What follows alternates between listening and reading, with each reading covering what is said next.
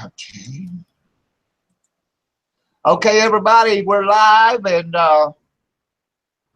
this is Ghost PM. I am your host, Roger Belt. My co-host couldn't make it tonight, but I'm sure he's with us in heart and soul.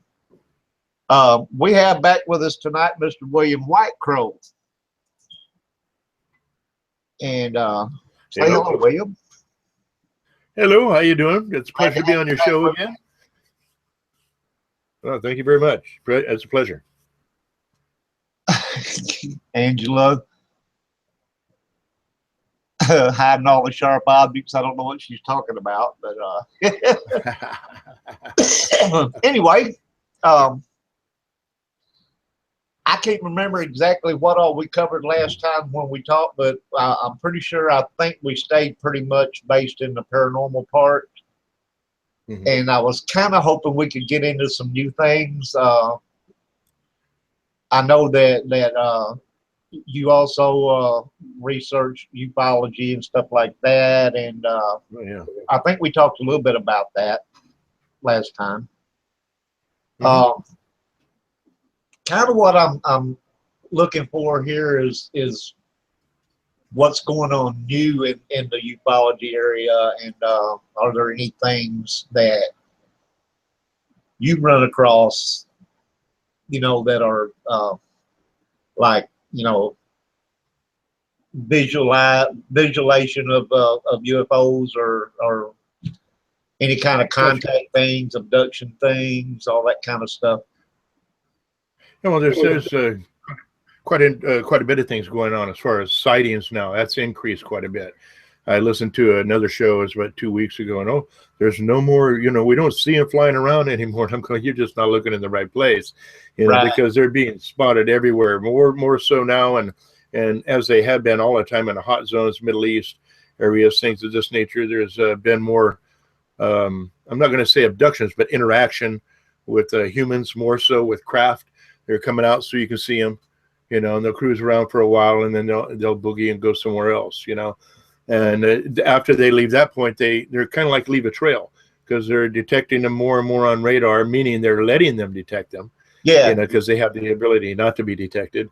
And we're finding that they're definitely going over a lot of the limited access sites, Edwards Air Force Base, things of this nature, where a lot of things are happening.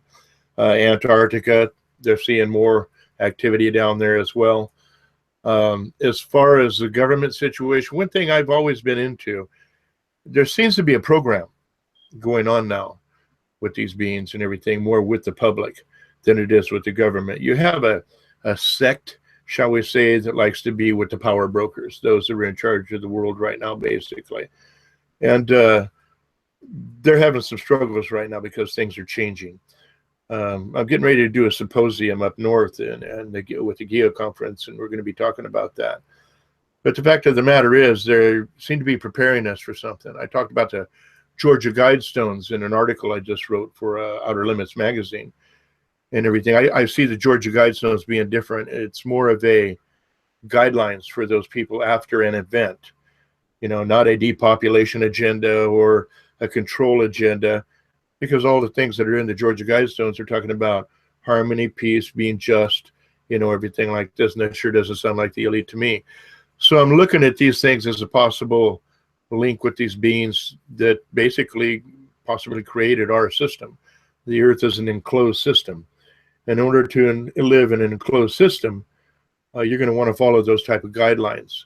So the activity between UFOs and us and extraterrestrial us is definitely increased. And as far as new stuff, there's more people coming out of the secret programs, limited access programs, and talking. I'm not talking about flew this person or that person, whatever. I'm talking about people that know the inner workings of the systems and how they work. More of them are starting to come out. I've had a couple other people that were in the programs when I was in there, and we're talking right now, and I'm trying to get them to come out as well. So, I think there's right now in history, as far as the UFO situation, extraterrestrial situation, extra-dimensional, whatever you want to believe out there. I know that they're off-world for sure. Been there, done that. The main thing is for us to understand the true meaning of what's happening right now.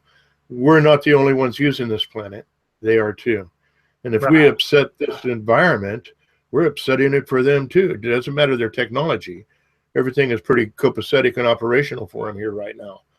You know, things get too heated and get out of hand, we got problems. But the elite want that problem.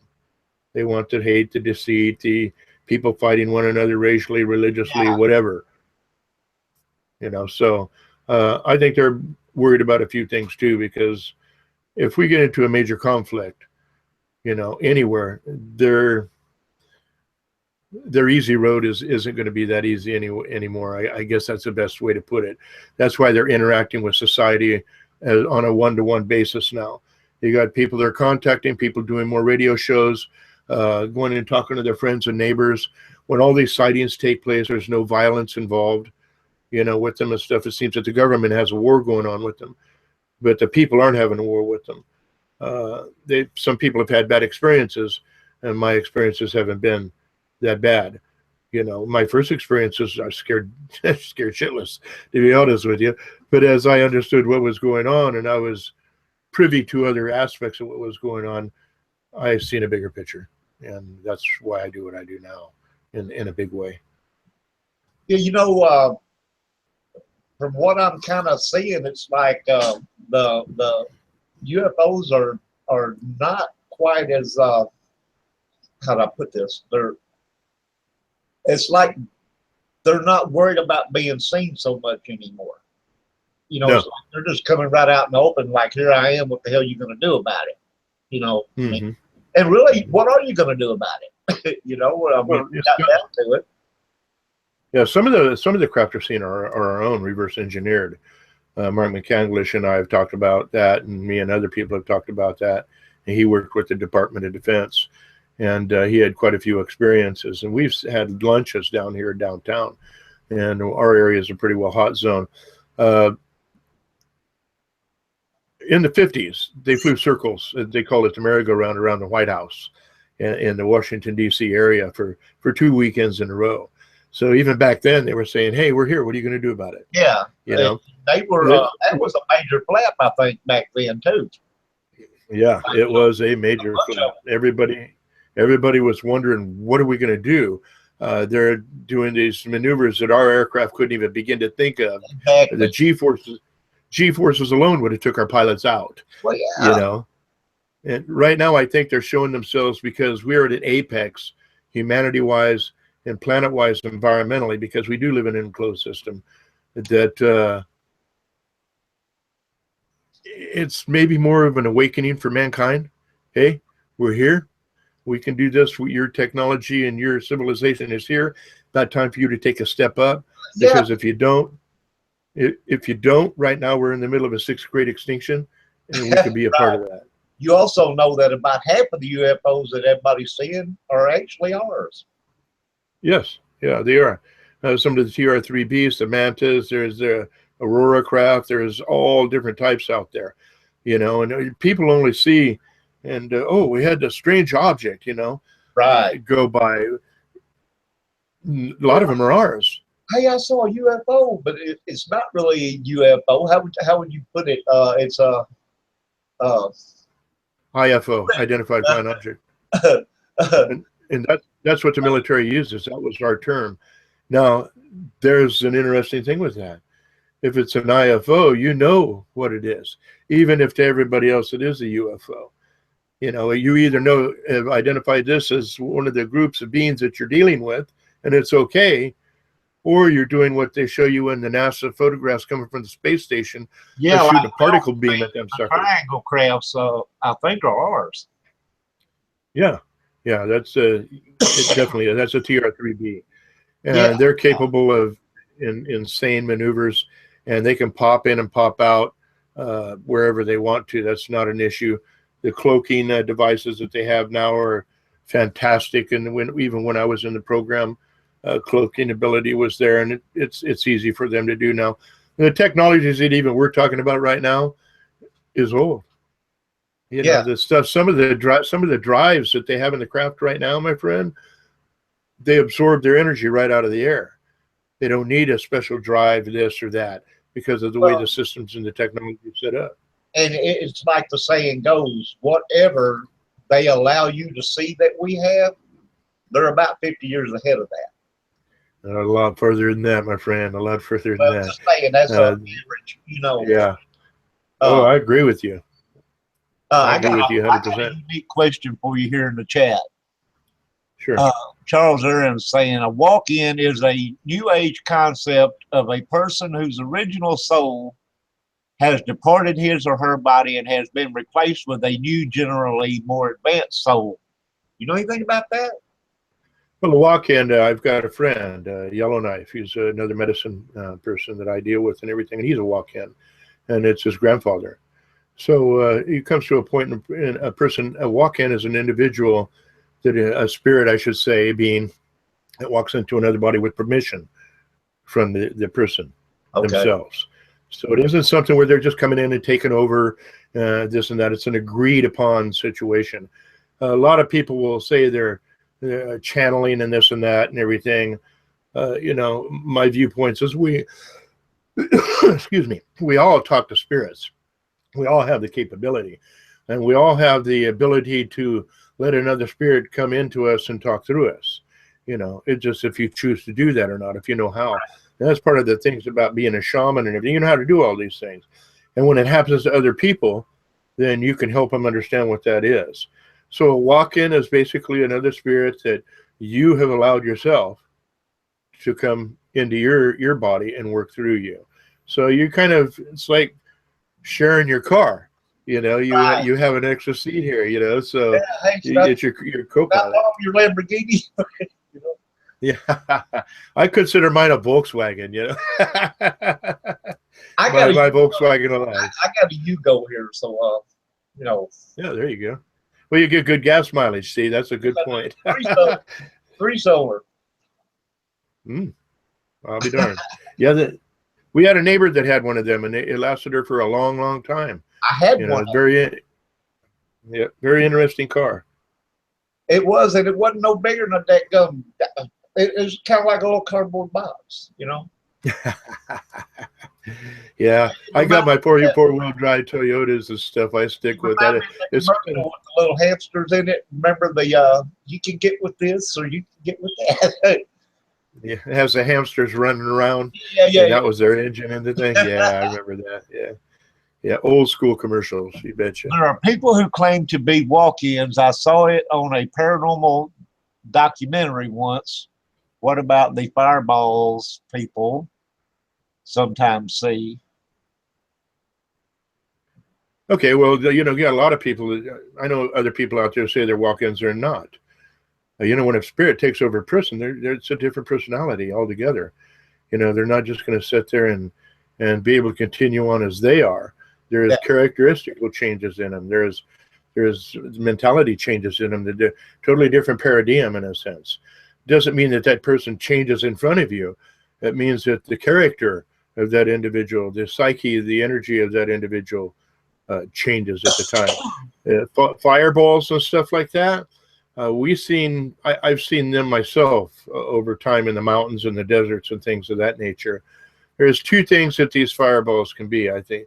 Electromagnetic fields in the earth, when they get pressed, let's say two rock crystalline structures, let's say, get pressed real hard together and they move a little bit. You're going to get a blast of energy out of that. When that meets the atmosphere, it can create a fireball effect. And if you got a long rift, then those things can follow that rift as that pressure runs with them. So I've seen that in the desert. It's a really interesting concept. But some fireballs, I believe, that are possibly a dimensional type entity, popping in and out, because their characteristics, they're not along fault lines. They seem to be attracted to certain areas, energy areas and things like the ley lines of the planet, the grid, things of that nature. So and I think spirits can manifest themselves in many ways. We're talking a lot of dimensional things right here, which is, you can go really deep on that. My right arm in security there in my chat room is having problems connecting for some reason. I don't know what's going on with that. Okay, no problem. He'll get it. She Mary's the one that yields the wrench of power. You know what I'm saying? Mm-hmm. Somebody gets out of whack, she puts her foot down like, bam. Oh yeah, yeah. It takes care of trolls. Yeah, I but understand we that. don't normally have any problems. We have had a couple of times where we've had to, Well, but Roger. Anytime you're doing a show like what you're doing, or John's in the chat. we're talking. Okay. Anytime you have a show that's out of the normal, instead of your mainstream media, you're going to have trolls that break in on you, and it's good to have a mediator. Yeah. Yeah, John's my other wrench of power there. He's there just in case. He wasn't able to do the show with us tonight, but he's going to kind of help monitor in the chat. So, well, there you go. Anyway, we got off course here, fireballs and walk-ins and all that that happens when you're flying by the seat of your pants. Yeah. And Angela said, yeah, that's where, you don't have an appointment. You just walk in. Yeah. Now, see, if you were a spirit, so to speak, and you wanted to use someone's physical body without permission, that would be a walk-in. Well, that would be a very negative. That's more of your. I don't like to use the word satanic or angelic or anything. It's an energy, and it just depends on how that energy is used. Now, if you've got a negative spirit, if you're a negative person here and you go to the other side, you're going to have that same energy over there. It's who you are. Yeah. So if you try to attack somebody, the first thing you got to do, if you're a spirit or demon, if you wish to call it whatever, is break that person down so they're weak. Right. Create chaos around them. You can indirectly affect the physical environment in a sense, Yeah. You can't take that person over, but you can oppress an individual until they're weak enough to where you can jump in that person, take over. Because really, before anything can come into you, you have to allow that to happen. Right. They just can't jump in you and take you over. That doesn't happen. You're worn down over a period of time, or when you're in a deep depression because of losing a loved one, or some bad time in your life. That's when these things really get around you. And everybody knows they'll start feeling depressed and negative things start happening, and they feel more, oh, the heck with this or the heck with that, That's when you got to be careful of things, especially if you're a spiritual person. They will use different tactics to wear you down. They will play on your fear, or they will play on your anger, or anything they can do that gets you away from protecting yourself, where you're not in the right form of mind. That's right. And they'll also use another person at times. If there's a person that they're already interacting with around you, they can use that person to turn around and put you in a state of mind, physically, spiritually, energy-wise, where they can also bring another entity into that situation. Exactly. It's kind of like I hate to use this term, but like a psychic vampire. Oh, it's a good term. Where it's a true term. And they get you down to a point where you can't defend yourself. Because the more negative energy you have, the more they feed. Yeah. And the more they feed off of your fear and any negativity. So if they can scare the crap out of you, all the better, Oh yeah.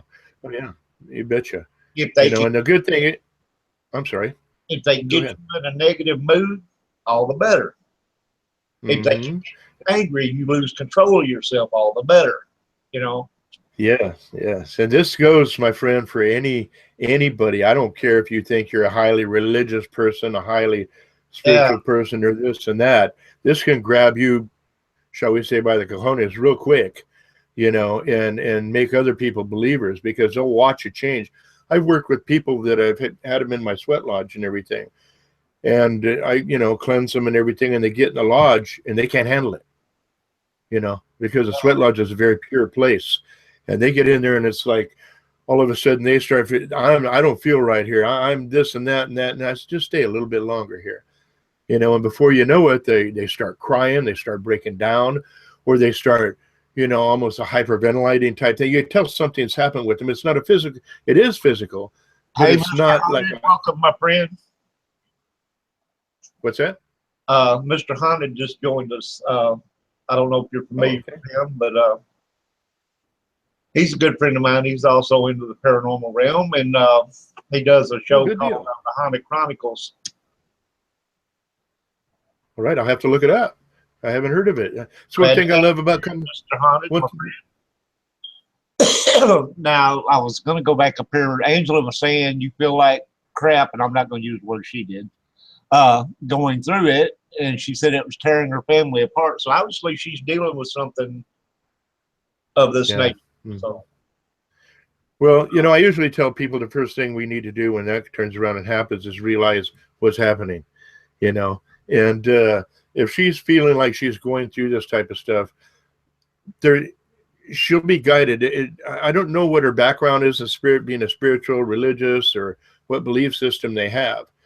The first thing that I always tell people is gain strength. You know, you look in the mirror, you look in your eyes, you know, your two eyes, and you turn around and say, I can do this. I am the power. You have no power over me. And you get this in your psyche. You get this in your being, and you start drawing energy. I use it in my core. This is where my energy comes from. You know, our energy always comes in through our feet or our head. You know, it's either going in our head or out our feet or vice versa. yeah. You know, and you can draw energy from that source, as I call it. That's what I call the other side, the source, and everything. Draw energy from it to protect yourself. You're not necessarily going to be doing that with a lot of other people, but you can be an example of that, and your energy can work on another person. The same thing we were talking about, the negative aspect on how it affects you. You can become the positive aspect and use the same things, the opposite way, of course, you're trying for good, to work on these negative things that are affecting the rest of your family. Sometimes it's lighting a simple candle. This is one thing I tell everybody. At nighttime, light a candle. During the daytime, whenever you feel the need. And it doesn't matter the color of the candle. A lot of people want to say white, black, this, that, whatever. Black is a grounding candle in the old ways. It doesn't mean anything negative at all. And the white is more of a purification. I think so. Purification and grounding. So why not have a black and a white one? You know what I mean? It's the yin and the yang, the opposites. So you can actually have the purification and the grounding all together and just do them both, you know. Yeah, you know, whatever floats your boat. You know, what feels good to you is the key here. You know, because it's creating a positive flow. That's you know, and if it makes you feel positive, that's what you're looking for. So, and if you have an incense, it just makes you, certain smells will make you feel power. Yeah, you know, you feel good, and you can feel. I got my eyes closed here because I'm doing this. I'm feeling it. You know what I mean? You give yourself power. It makes you feel good. You power up, as we say. And I like to use the term, use the force, Luke. You know, because when we're dealing with this type of realm, that's what you're using. You really, really are. You're using an energy from everything around you that's good. You call upon good forces. Anytime I do something for people, I turn around and say, listen here, I need your help. This is a battle we got to fight, and we're going to win, and we're going to do this. Right. And all of a sudden, little things start happening. Little things start happening to make things better in the long run. But if you've got a whole family that's fighting, I've been there. I grew up in that situation. Sometimes I had to step back and let what's happening with other people happen with other people so I could take care of myself. Right. Because if you don't take care of yourself, you sure in the hell can't take care of anybody else. That's true. You know, so that's the first thing I tell people to do. And what he's saying basically is that if you're weak, don't try to go help somebody else that's having a major problem, because you ain't going to get very far. In fact, it could create a bigger problem for you. You're going to wind up worse off. It could create a bigger problem for you. Yeah. Some people like me, if I'm feeling a little down and I go to help somebody, it powers me up because that's what I do. That's the whole thing. I draw enough energy and power from around me in the source, and in the energies that be. You can draw energy from the ground, from a tree, from your animal, petting it. You feel its love. You feel it carrying you, just like you give that energy to them. You know, and this is how energy is expressed freely and given freely. So if you've got other people around you that can do the same thing, you combine your power and start surrounding other people with the healing light, with the good energy. Now, I'll tell you something that I do, and I don't share it on a whole lot of shows, but I will here. Now I create a bubble. Go she's ahead. saying that she used black and white, blessed the house, cleansed the house 5 times, saved holy water, prayed, just passed it off. So Okay. is she saying that she done all this stuff and nothing worked? I don't know. That's what it sounds like to me. So that's it's an individual thing. This, we have to look at the difference here. Sometimes you got to look at the psychological aspects of things, along with the spiritual aspects of things. Because some people, I wrote a book and it's called "Are You Tired of Living a Toxic Life?" It's on Amazon right now, and it talks about this. You can be a highly spiritual person, want everything good for your family, but what is the mindset of the individuals themselves? If they've gotten to the point where when they touch each other, it's like arcing, you know what I mean? Or their energy field, because we all have energy fields. And if somebody can think of something negative towards you, you're going to pick it up. Fact of the matter is, in some cases, it isn't a negative entity or being or something coming into somebody. It's the individual, their attitudes, their psychology, who they are in their life. So it's a case that I'm not familiar with and everything, but we have to look at all sides. When I go in to help a family, because I worked in family crisis intervention and suicide prevention and things of this nature as a counselor, I have to look at a lot of facts. I have to look at the nature of the family, the psychological aspect of each member, and then after I've done that logic, I turn around and feel as a shaman how each one of these individuals' energies are, and that tells me what's going on. Because there's some people out there that are negative, and there isn't really diddly you're going to do about that. And I don't know her circumstances. She would know that better than I do. There's a couple areas you have to look here. You can try your best in every way you want, but some things you can't fix. They have to work that out themselves. That is absolutely true. And I think that a lot of times your mindset plays the biggest role in how things are going to turn out. It's just like, you remember we talked about before, like when you do a house blessing, it can depend a lot on the type of entity you're trying to get rid of. Whether, if it's religious based, then your normal priest coming and blessing your house may work. If it's that's because you believe it is, you may have to get a shaman to come in, and do a blessing that's of that nature. And yes, it all still depends on either side of which way that is. If the person that's having this done has faith in that religion or not. Or no, you made a good point there. That, if you don't have any faith, it don't matter what you're doing. Well, you quickly find faith in something. If it gets bad enough, you start. And me, when I was young, and I had no faith at all. This was way back when I was young, and it was that time between following the native ways and the church with my grandmother, because I was living there for a while, and all this type of stuff. Very confused, And it came to a point where I had to believe in myself. You see where I'm going here? The first thing I had to do is this thing here. I got to look at myself and see where I'm at and what I believe in. First thing I believe in is myself, because I can take care of myself. Exactly. And from there, at that point, then I was able to say, okay, I don't do religions. I want to do what's here, what I am, what's this chi, this life force, this yin and yang of life that I have to deal with, So I started becoming more spiritual because there was more realms opened up. It wasn't a law of a book per se, bam, bam, bam, this is the way it is, because that's not the way life flows.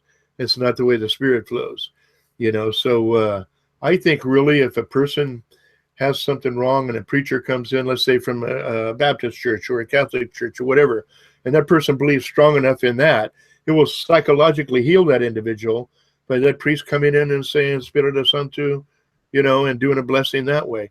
And Native Americans, they're so connected with the earth and things. We have a shaman come, or an aunt or an uncle, and the family gets together and does a ceremony, and you feel relieved at that point. That's because they're giving you their life force to heal and make things better. And that's so you're along that trail. You're right there. Buddhists will believe different.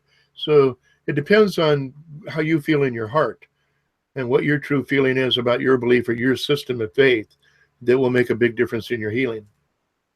I have something here. I'm gonna read this. This is Truth Paranormal here, that says a demonic entity is going to give you a fight if it has a purpose for being there. It could take days, years, and even a lifetime to get rid of one.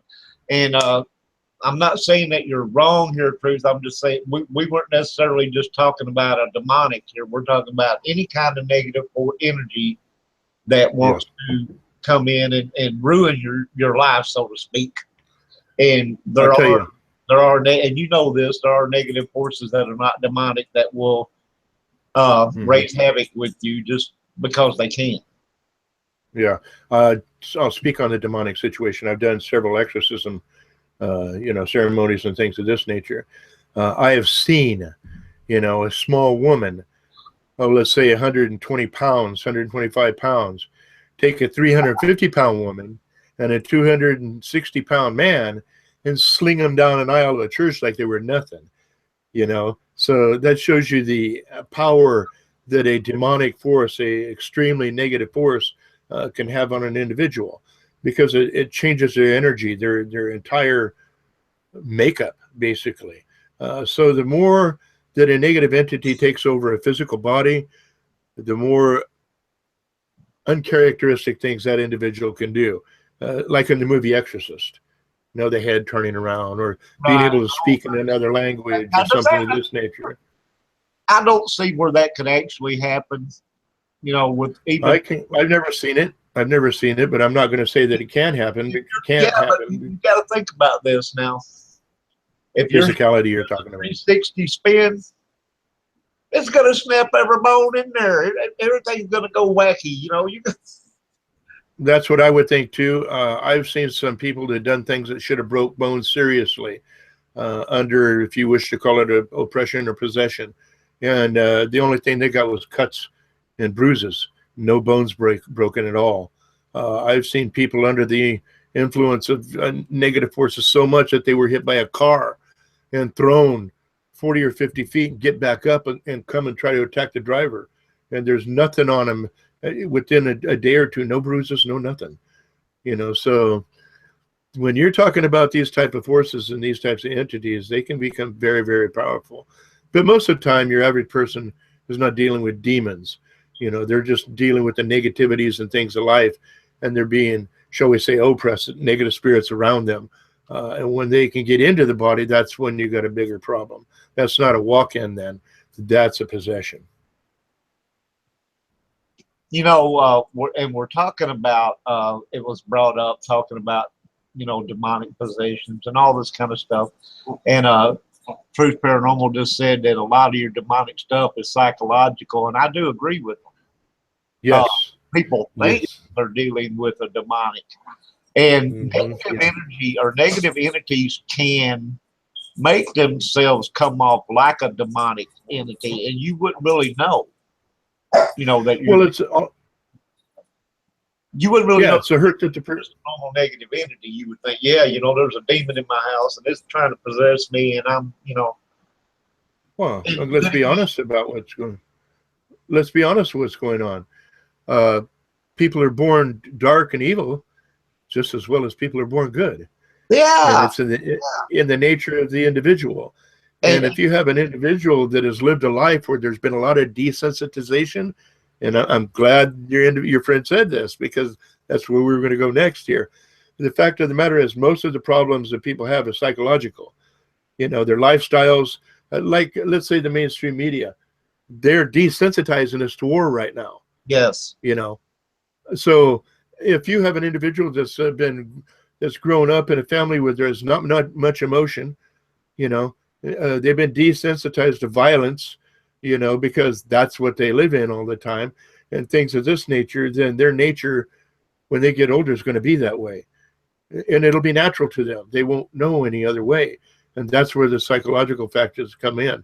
These people, once they realize that this is wrong, this type of attitude and they're very negative, they will impact many, many people, but they're not a demon. Right. It's just the psychological nature of that individual. I have a question for you. Um, Sure.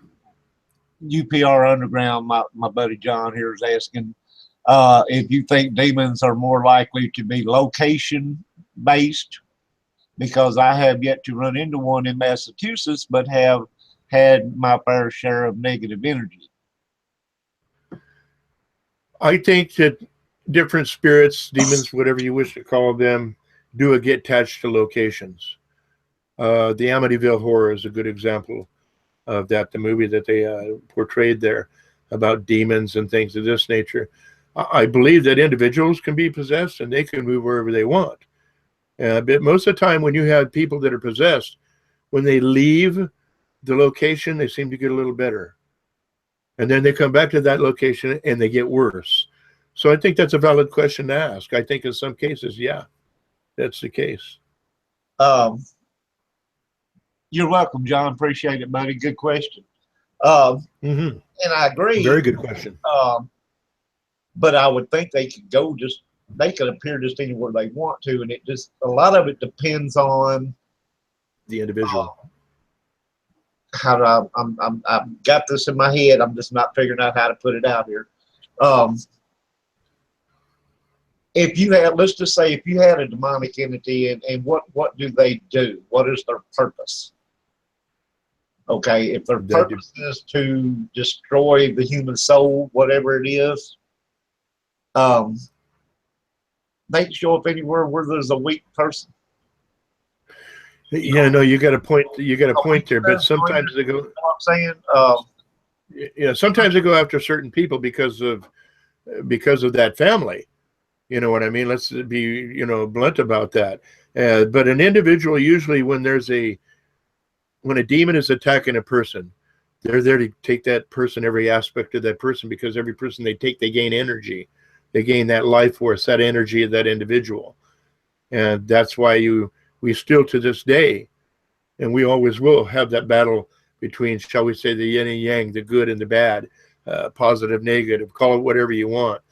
But the purpose of a demon basically is to turn around and take basically the entire person. By taking the person, their spirit, their soul, whatever you wish, and taking over their body, they get a chance to interact with this earth, at this earthly realm, this third dimension plane. And they can also affect other individuals, so more force can come into this world, into this reality too. So it's kind of a twofold thing. But mainly is to grab the energy of the spirit, this whole individual, and use them in every aspect that they can until they're used up and gone and dead. Right. Bill says you can summon a negative entity, a Sumerian entity, never heard of that no religion can vanquish. And then I've not ran into. And then Angela said, summon another topic.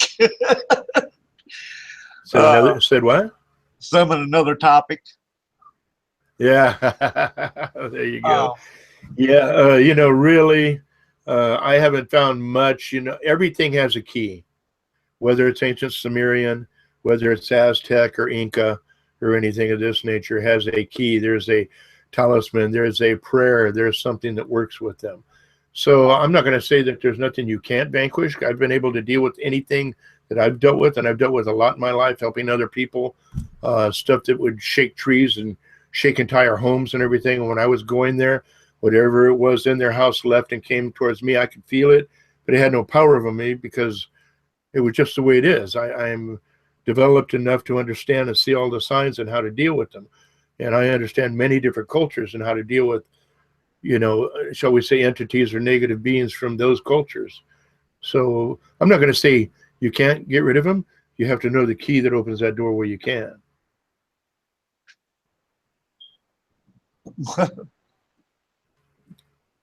Okay. I got to get back over here. Hold on. Bear with me. No problem.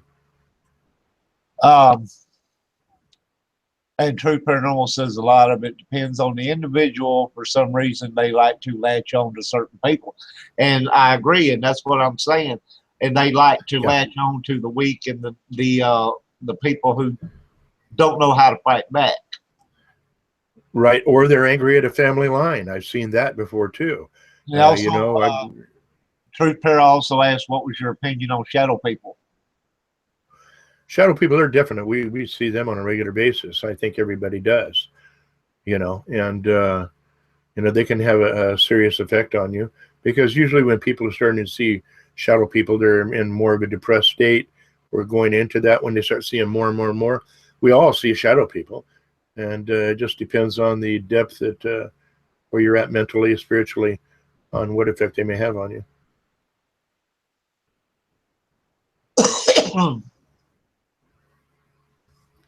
You're asking some good questions. I like your chat room. Thank you. Great questions. Hey, great questions. I've got some good people here, and they of course they talk amongst themselves sometimes during the show, and I see a lot of interesting things coming up that they don't necessarily ask questions, of the guests, but they're just talking amongst themselves, and you'd be surprised how interesting some of the things are that they're talking about. Oh yeah. I do it on. I got a couple other shows that I'm kind of like family with and everything, and I'll jump in the chat room when other guests are up there, and we get these amazing conversations that just expand the whole radio show. And they say, well, we got one radio show going on right here you're listening to, and we got another one in the chat room, so you need to hook in. Right. It's very true. Very true. Mr. Hunt has said, great guest. It's just. Thank you. I appreciate that. I crossed his wife over. He murdered in my garage before killing himself in my bedroom. Okay. Ooh, wow.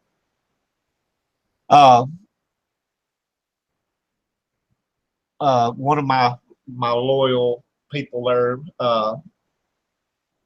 I call her Megs. Her name is Margaret Figlow. She just came in, and I don't know, Mary's still having problems, I guess, trying to get in here. I don't know what's going on with that. But anyways, y'all been bringing up some really interesting stuff in the chat over there. We appreciate all that. Ask William about time travel at Area 51. Area 51, I never had to deal with Area 51. I know a lot of people did. I knew it was there. I popped in and out one or two times, and that was it. I dealt with VIPs and things of this nature.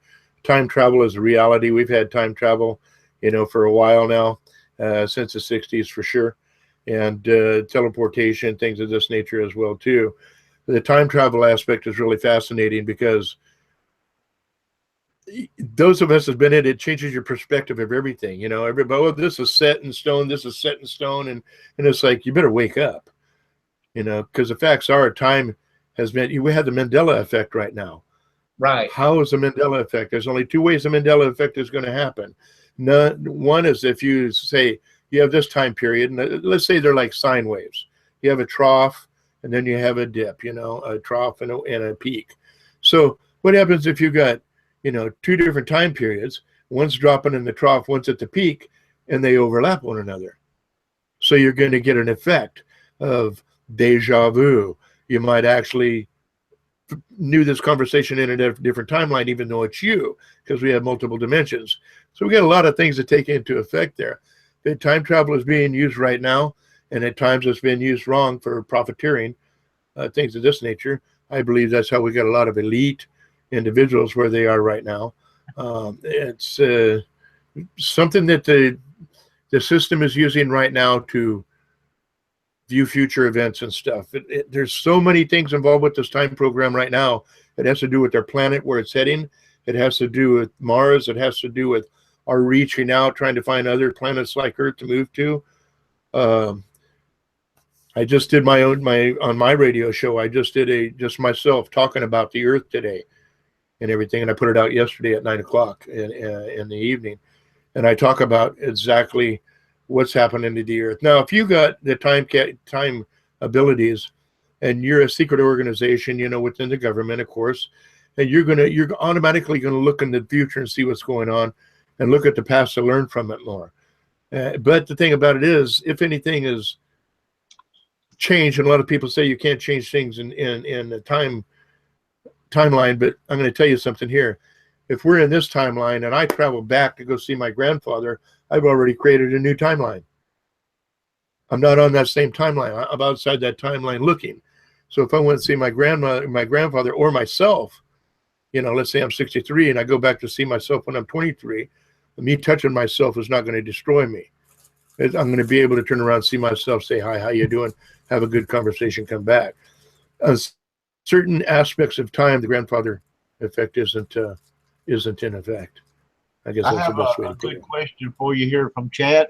Truth Paranormal says, do you know of anybody who's time traveled who has significantly changed history? And if so, what was changed? This last election, Hillary was heading into this election and everything, and she was going to become the next president of the United States. It was a done deal. That timeline was changed. We ended up with Trump. We would have been in war, literally a nuclear war, within 6 months with Hillary Clinton in. This was shown in timelines. You got the chronovisor that Andrew Bishagos talked about, things of this nature. But see, a lot of jumps have been made into the political situation. How do you think I knew that Trump was going to be elected even before he ran? I've said it on many, many shows. I knew it without a doubt. And I said on other many, many radio shows also that there was a wild card that was going to pop out in the election with the Democrats and the Republicans. When Hillary was in, Trump was that wild card. Another thing here, Obama, President Obama, as I like to say, turned around, and when he was elected, and Andrew brought this up, and I brought this up about time travel, think about this. He had to stop. Why would a president make a concept that, no, I've never been to Mars or never been involved in a space program before, unless he was trying to clarify something, okay? Not that he needed, he could have just ignored the whole thing. What Obama did was turn around and ask his CIA director, was I involved in this? So if he doesn't know, tell me what the hell's going on there. Need to be okay. I don't know what Mr. Honnet's talking about. I found William on Facebook. It's Jimmy. Jimmy, Mr. Honnet, Jimmy. From Texas. Excuse me? Pontanito. Your last name doesn't ring, but I know like 2 or 3 Jimmys, so I'm trying to place a face, and it's not ringing a bell right now. But yeah, I am on Facebook, and I interact with as many people as I can that want to know things, and they can ask me any question, and we'll sit there and discuss it. The good thing about it is we can discuss without fighting. It's what the world needs to do. We can teach these governments a lesson. It's okay to have a good discussion, even if you disagree with one another, because it's a discussion. It's not trying to prove one another's points. And the first thing I say is this: wow, that's an interesting perspective. I haven't looked at it that way. If I haven't, and Bill says, does not the government want to shut William from talking? Yeah. Yeah, I've been shut down on many radio shows. As a matter of fact, stations are going, we don't understand what's happening. We were having a lot of problems, if you recall. Oh, yeah. So far, every single radio station I've been on, at least the first 4 or 5 times. Okay, hold on just a second. I'm about to mute. You betcha. No problem.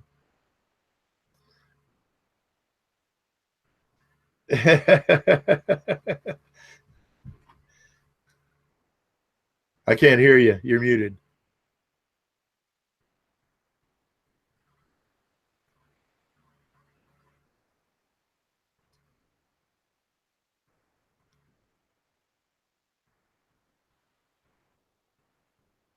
That's a metal door. That's your kid.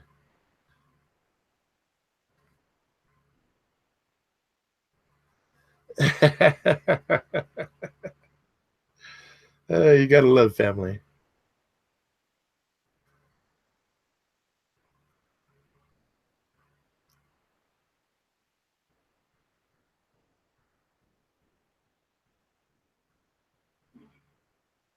I like his show because it's very relaxed. His family just come in. He just shuts down the mic and goes about his business. Do what he's got to do. Yeah, I think it's his daughter and grandkid. Yeah, I think it's great. Yeah. I thought she wasn't going to talk to me. No. That was never the case. I apologize for that, everybody. I was babysitting, and my daughter just come to pick up my grandkids, and of course the dogs went ape crazy. Yes. Yeah, right. They always spend the last hour at the beach. Shut. My other, you know, rude little twerp. I like to go in there and bend her over my knee. Anyway, sorry about that. No problem. No problem. You got to deal with family. You got to deal with family. I understand. Welcome, Harmony ITC. And we've got a lot of new people coming into chat nowadays, and I appreciate it, everybody. I really do. Hope you guys keep coming back, and I will do my best to bring you some awesome people like Mr. William here. Thank you. And oh, you're a very interesting man, I tell you. You know what's funny, Robert? I don't see myself as that way. You know, I'm just an ordinary country boy out here. See, and that's just the thing, though. Life experience. A lot of people, you know, because I consider myself kind of ordinary, and then other people, well, you know, you're good at what you do, and everything. And I don't see it that way. I see it as I'm just doing what I do, you know. And yeah, I understand. But it does make you feel good when when people appreciate the work you put in, and you know. Oh yeah. And these guys have been awesome. They've supported me, a lot of them, over the last 2 years. So you know, I can't complain. Oh no, you got a great chat room and great friends there. I see your remarks, peeps and everything on Facebook all the time. So I understand how that is. We all have extended family. I seem to become really popular all of a sudden. People coming in the door, calling on the phone. That's all right. That's all right. But you're gonna have to remind me back where we were now, because I got sidetracked there. We were just talking about the time programs and things of that nature. I explained that, and you started to go in another direction. Yeah, and I have a question myself. If now you say we've had time travel since the 60s, right? Now we talked a little bit, I think, on the last show about colony on Mars, and that we are already there and have been there for a while. Yes, we have. And, first landing on Mars was 1964. Now, is this part of the teleportation thing? Is that how they go back and forth there, or do they have to go via spacecraft? Well, they still do supplies and things like that back and forth in a regular craft, but the main thing right now is teleportation. They have the ability to teleport. When we were in the programs and everything, you could only do a few people at a time. You know, it started with one and everything. Of course, you lose people in programs. You know, with newer technologies, they use animals, of course, in the beginning to get things going. But as the teleportation technology got better and better and better, to the actual jump rooms for time and teleportation and everything, the technology was so good then that you could teleport with equipment, you know, things of this nature, or you could send a certain amount of supplies to given locations on Mars, things of that nature. The thing about Mars is they have the full capability now to produce, you know, almost all their food. They even had it back then. Everything is underground. And I got interviewed for 30 hours by an individual, and he came up with pictures and he talked to me in depth, you know, really questioned me, which I love to be questioned like that, in depth about weaponry and different things. And I described, and he was able to pull, you know, classified pictures up from NASA, and they were exactly what I described. And I had never seen any of this type of stuff. I like to investigate stuff, but if I need a picture, I go to somebody else, because I hate going through files, you know, and things of that nature and spending my time doing that. I try to concentrate on what I've seen to get it out, and I tell people, and they find things that look exactly, or, you know, very facsimile to what I've seen. The Mars program is going. There's many reasons why things are going, and like I said, it has to do with Earth and where we're at now, and things of that nature. They got ARCs, genetic material up there in the ARC ships, as they call them. There are other ARC aspects. It's not a ship. It's just programs and everything. but they're collecting a lot of the DNA and the genetic material and everything for everything they can on the Earth right now. And that should make people think right there, why are they doing that? You know, there's a bigger picture here. Yes. We have craft that are so freaking unbelievable. It's amazing right now. Our habitat, we're building the infrastructure up there right now. And this is what a lot of people need to understand. I'll even set up a little bit on this one here. You know, they're developing Mars right now. Mars, there was no methane. There was none of that until just recently let's take the last 8 years on Mars, you know, and you look at the pictures and everything, all of a sudden you start seeing increased methane and all this stuff since we've been there. And what does that indicate? Indicates terraforming right off the top. They're terraforming the planet, getting it ready for the next generation of humans. This is not the first time we've been there. Another aspect that we can look up there, and I've had pictures and everything, and I'm putting more out on my website and everything, of trees on Mars. And if you look at these trees on Mars, they're planted in perfectly straight rows. They're all symmetrical, you know. So then you can see a group of trees maybe off to the side that's in a circle like normal trees would grow in the wild. And if you look in between these trees, you can see like little roads and everything. There's fresh water up there. There's literally flowing rivers and streams. Things of this nature. So there's so much going on, you know, up there right now, and they're preparing for these civilian programs because they got to play catch up, you know. And those programs are going to be I've already seen the paperwork. I've already talked to the people, you know, in these programs, and these civilian space programs are being absorbed by the secret space program when they're going to Mars. They're being briefed on what's going on, what they got to say, what they can show, and everything in the program. So the civilian programs that are going up, and all of a sudden everybody, oh, we can get to Mars now. We got these engines and this and that. You got an engine, they don't even know how it works, but it works. Reverse engineered technology, my friend, 100%. And so they're getting Mars ready for us to inhabit that planet again.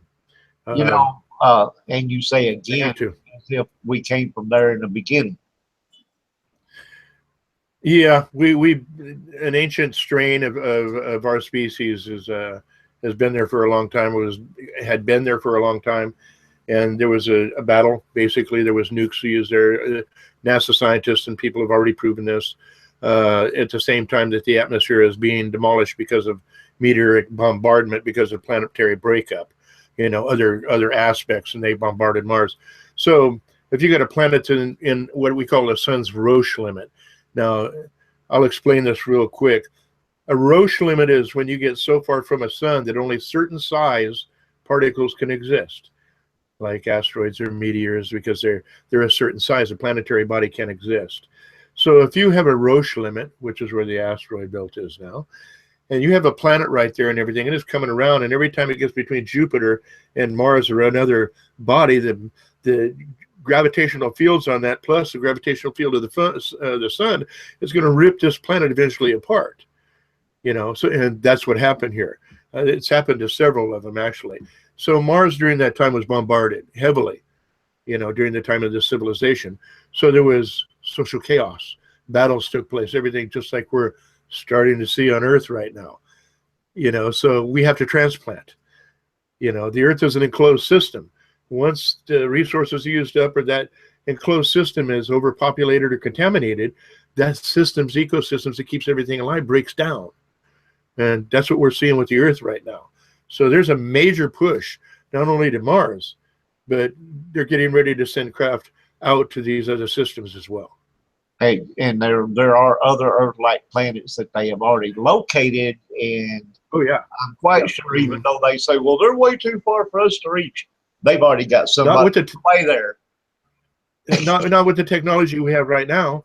We have technologies that can do almost light speed. You know, we don't even need to travel the speed of light. They're not going to. We don't even. They're not going to tell Joe Civilian that. No. That's why there's people like me and you know, get the word out. Many other people. The fact of the matter is, we have technology right now that we don't have to travel light speed. You know, Einstein, the basic theory of relativity, not the advanced, but says that you don't have to travel the speed of light. You sidestep it. You use a wormhole. Yes, we have the technology to do that. It is not an issue. Yeah. You pop in and you pop out. My buddy Bill here asked me to ask you about the Montauk project. Montauk project, dealing with a lot of kids and a lot of things like that. A lot of kids disappeared there. It was a pretty ruthless project, as I would say, because they tested the limits of children and other individuals, wasn't just children too, to see for conditioning and getting them ready for the programs. That was that in the intelligence agencies and those in the know, we had to do this to find out other things. And I don't agree with how they did the things, but the fact of the matter, it did happen. Andrew Bashaga went through it. I went through the whole process and everything, the time dilation programs and everything. But the Montauk project did exist, 100%. And most of the information that's out there right now is very true. Very true. Yes, and Truth Paranormal says, I just read that there is an Earth-like planet out there that supposedly has an atmosphere, and I'm sure there's more than one of them. Well, there's more than one of them, but I know the one she's talking about, and that's what they're looking at from my sources. They're looking at that right now because they say that's only like 30-something light years away from us. Well, like I said, we're not worried about light travel. Right. We can sidestep that, so that isn't an issue anymore. Angela's talking about putting her tinfoil hat back on. You keep that tinfoil hat on, girl, because we talk serious stuff here now. Well, the good thing about tinfoil hats, you get better reception. Yeah, you get better reception. See, whenever them aliens contact you, you already got your antenna on. So. But it's okay. I like to say this, Robert. I've been on a lot of shows and a lot of people will react that way, and I have to chuckle because they're just not on the level to understand what's going on. Most people haven't been in the projects. They don't know the way the intelligence agencies work. They don't understand about the breakaway civilizations and things that are happening. And nobody really wants to believe that you have a section of society that's broken away using reverse engineered technologies and things that we can't use. But the facts are we've been doing that for a long, long time. Presidents and scientists have already admitted it. How about the generals that turn around and says, hey, I tell you what, now we have the technology to take ET home. Yeah. Okay. So it's there, and this is my philosophy. I could be wrong, but it isn't going to matter which planet we go to and colonize, because what's inside of us ain't going to change. So you're going to have a repeat. We could terraform Mars and bring, people up there and start a whole new civilization of human beings on this planet. And before long, wars are going to break out because this greedy sucker wants what that greedy sucker has, and it's all going to continue to keep doing this thing. Well, the fact of the matter, it's a double-edged sword right here. The only people that are going to go in these programs and go anywhere are those who are educated enough, smart enough, taking themselves and putting themselves in the right situation. I know other scientists that, and microbiologists, things that they said died, that's the way they made it look like on the surface, and they're transported to these programs. They're given an option. You and your genetic strain can continue on if you join this program and you never say anything. If not, you're with the regular folks. So they're only going to take the best and the brightest that they consider. Exactly. Because the best and the brightest. They want the smart people up there to build and create and do all this stuff, but it's still going to wind up in the same situation. Most of your population they're not going to be going. And ordinary folks like me and, let's say, Angela and Harmony and all the rest of them. You're not going anywhere. We're not going anywhere. We're going to be here when the Earth destructs, implodes, whatever it's going to do. Because we're not. If you ever watched that movie, Garth and Wayne's World. Bill and Ted's Excellent Adventure or Wayne's World? Worthy, Yeah, I got you. That's a good program, by the way. I like that. Well, the facts are, we all want to go to space. We all want to do this and do that. We want to see our children and our grandchildren. See, that's why one of the reasons why I do what I do, is I have children. I have grandchildren, and getting a lot of these technologies out there where people understand what's going on and trying to force their hand to put more of these technologies out to the general public is really essential. Because with these technologies, there's a light at the end of the tunnel. And some of the technologies, even the regular society that we live within, science, NASA, NASA's a joke. They're not telling you everything. No, they're The not. fact of the matter is, the more we educate ourselves and know what's going on, we have a better chance of making through what's coming. And it's coming at us like a freight train. And everybody likes their comfort zones, and humans are pretty stupid people. I'm going to tell you that right now. Number one, they never look up, and number two, they think that they're indestructible. So they're not going to change until they have to. They better wake up to the point where you better start thinking you have to, and everybody start working together instead of putting religions and races against one another, one government and this government, because then you're doing exactly what the elite want. Now, see, And I have a philosophy on this is what's going to happen when the earth gets ready to destruct. Mhm. In my opinion, and this is, I could be reaching, but I don't think so. You know how in the past they talked about building these underground bunkers to take, the president and the important people that are all going to go into this underground bunker where they'll be safe and all. That's not what's going to happen. Yep. They've got a ship waiting, and they're all going to get on this ship whenever it comes time, and they're going to go off into the wild blue yonder to a safer place. That's what I think. Well, they don't have to have a great big ship do it because they just take a few at a time. Well, yeah. As time goes on, you won't even notice that they're missing, until. That's right. They're already doing it. Yeah. They're already doing it. A lot of these scientists and people in the programs have already been offered their opportunity, and you either take it or you don't. If you don't take it, then you never existed as far as they're concerned. They're done. You're gone, and there's nothing you can prove. Oh, this guy came up to me in a bar. We were having a few beers, and he gave me this offer.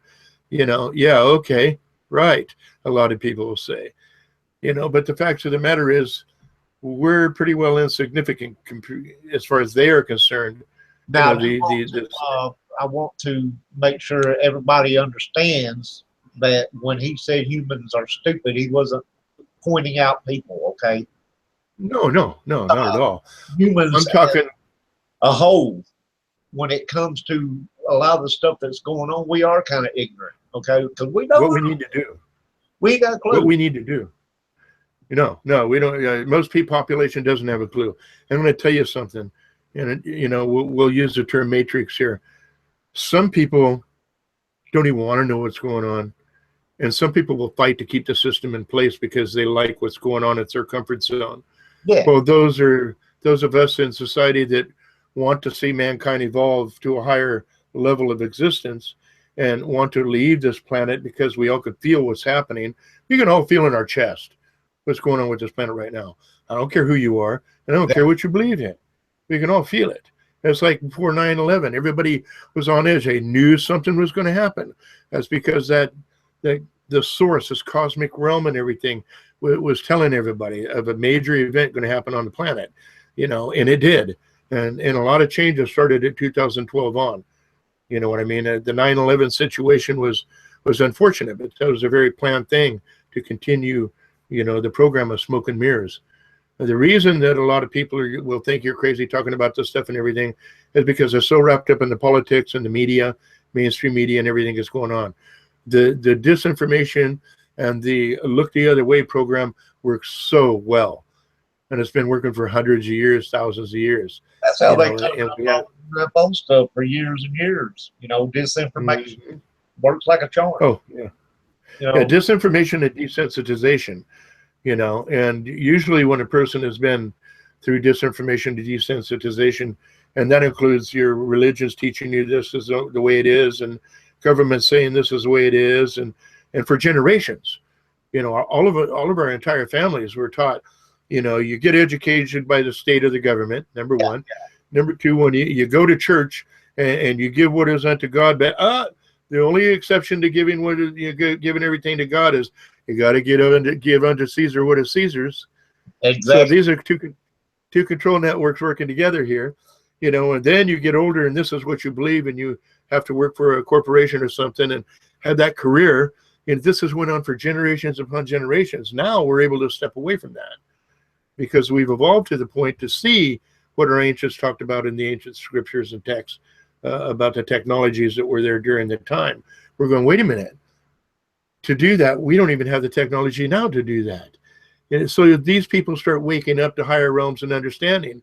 And when finally you get to a point of realizing about the space program, breakaway society, what's going on Mars, why they're really searching for other planets, you know, like Earth that we can inhabit. While they're Then searching for other planets. You start going, oh shit. Yeah, they're searching for other planets because this one ain't got long to last. Very true, very true. You know, I don't like to say that a lot on them because it freaks people out, you know, but it also it's a good thing to shake their asses up and make them think, yes, it's you know, this is really happening. Realize this, that, you know, hey, if we don't do some changing, we're not going to be around here too much longer. And that's why they're searching for recolonization. Well, the facts are with the methane, that we got two loops right now that people need to understand. As long as there's more human beings, we need more things. Everything we have, our plastic chairs and our fertilizers and everything comes from a petroleum-based product. Okay, so you have your cars that burn petroleum. Everything is based on petroleum-based products, and this and that. We screwed up our atmosphere. Blah blah blah. I don't care what people think about global warming, weather change, ice age, anything like this at all. I don't care. I go by what the science says. And the science is saying that we have two loops right now. Our atmosphere is going to continue to warm with CO2, and now with the methane hydrate leaks across the planet, and also with the methane blowouts happening in Siberia, these are massive. And I've talked to a Russian scientist that says eventually there's 7,000 of these bubbles in Siberia right now. You step on them, they're like a waterbed. And they expect 7,000 of these things to go off in the not too distant future. You know, these blowholes that can be heard up to 60 miles away, releasing methane in Siberia. We have such a massive methane release right now, methane hydrate coming out of the oceans. It's insane. These scientists are looking and go, I don't see no stop. It's in a loop. The warmer the atmosphere gets, the warmer the ocean gets. Now the ocean is acidifying. Even the phytoplankton is being damaged. We just took the test right off the California coast. And the little shells of the phytoplankton, they're damaged. All the shellfish and everything from Alaska to the tip of this is a farm shellfish and farmed fish off the coast and everything were wiped out this year. Almost our entire salmon population didn't even show up this year. You know, the boats out there saying they're finding them by the thousands just floating out there dead and sinking to the bottom of the ocean now. You know, we got some serious things heading our way. But the fact of the matter is this: even if we quit using everything right now, everybody on the planet went to alternative fuels and alternative energy. It's going to take, it takes 50 years or so, maybe more, for a CO2 to enter the ocean, get cycled, and be okay, you know. But the fact of the matter here, the ocean is so packed with CO2 and it's acidifying so much, and so is our atmosphere, it would take 100 years or more to cycle through that, which at that time things will continue to get worse.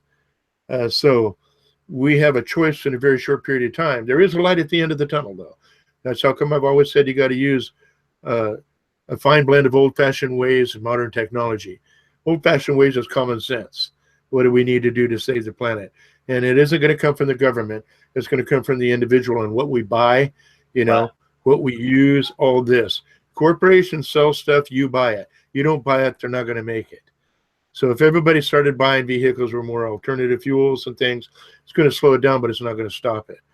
You know, our magnetic field of the planet is every decade we're losing 5% of our magnetic field. Scientists already say that 30% of our magnetic field is dropped. It's happening 10 times faster than they dream. When that field reaches a certain point, when it weakens to a certain level, we're going to have more meteors that's going to hit. We're going to have that. We're also going to have more radiation. And a lot more radiations, because things of this nature. You know, our magnetic fields is one of the things that keeps us safe from meteors crashing here all the time, like they do on the moon and other places like that. And also, as he just mentioned, you know, the radiation levels and all this kind of stuff. So once that magnetic field reaches a certain weakness, you know, you're going to have more and more of the stuff pouring in. And more cancers and things and illnesses that come from that. The fact of the matter is, we're in a pole shift, and that's what I'm talking about. I think we all know what I'm talking about here. The fact of the matter is, when we get down to that minimum of a pole shift, it can stay that way for 3,000 years. You know, so we got 3,000 years of humanity being bombarded, and it's livable. We have to build our structures different, you know, and in our homes. And I talk about that in my book, Earth Time Chronicles, is coming out. But the fact of the matter is, my friends out there, life will be way different than it is right now. And life is so much different when I was a kid compared to now. It's unbelievable. right. Literally, I everything. was just telling my daughter, it's kind of funny because of at the age I am now, all the changes I've seen, you know. Yeah. And some of them are minute. They're so small you don't really think about them. But if you actually sit down and actually think about it, you know, there's been a lot of drastic change. I was born in 1959, you know, and I've seen a lot of things change. Basically, you know, how basically what we've seen, we've seen everything change. Yeah. Everything. When I was a kid, you didn't have this massive chemtrail spraying. Right. You didn't have the problem of the oceans. You didn't have any of this warming problem. You know, I mean, it was going up, but it was negligible, shall we say. Yeah. And then all of a sudden, within the 70s, and then it kicked the 80s, and everything just started increasing, you know, tenfold. And everything's happening so fast right now, even the scientists can't keep it. It's not just changes as far as what's happening to the planet. It's changes in how people are. You know, society. When I was a kid, we left our windows open and we left our doors unlocked at night. And, you know, I mean, I can remember as a kid with our back door being wide open, just a screen door shut with a little hook, you know. Yeah. And, in the summertime, you know, we didn't worry about people breaking in or coming in and doing anything, you know. That's right. That's right. We used to do the same thing on the res and everywhere when I grew up, wherever I was and everything, it was the same way. Yeah. You know, the mentality of society has changed. And that goes back to what we were talking about at the beginning of the show here, the desensitization. Violence is not a big deal. And right now, society is a instant gratification society. And that's a big problem because without patience, number one, you're not going to grow. You know, you want that instant gratification right now. Boom, boom. I want to feel good. Boom, do this. I want that over there. You know, and everything we're doing would be taken away from the balance of who we are and our balance with this planet, Mother Nature. Technology is a good thing to a point, as long as it's beneficial for you and mankind. Bear with me just a second. Oh, no problem, my friend. No problem. Whereas the combat veterans coming back from Iraq and everybody now is no worries. Back when I came back from Vietnam, it was ain't no thing. So they all mean the same thing, just a different way of putting it.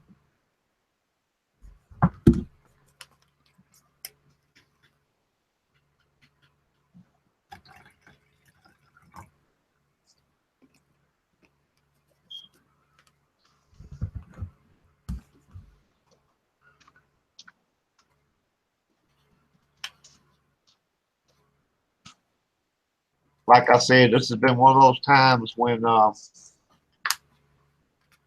everybody wants my attention. That was another daughter just PM me on Facebook about something. Let me see what we got going on over here. So what did the 4 blood moon eclipse signify? People were on edge there too. I'm not sure exactly what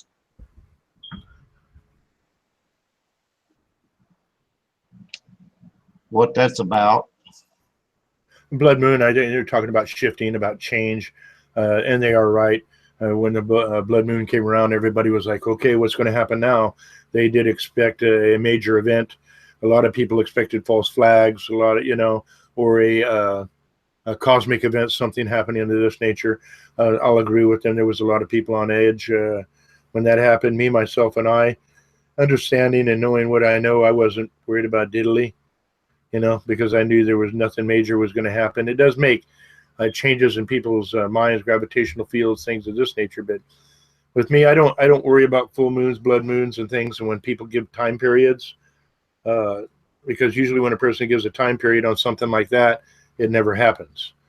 A lot of people are given time periods of when this or that was supposed to happen. Things are going to happen when you least expect it.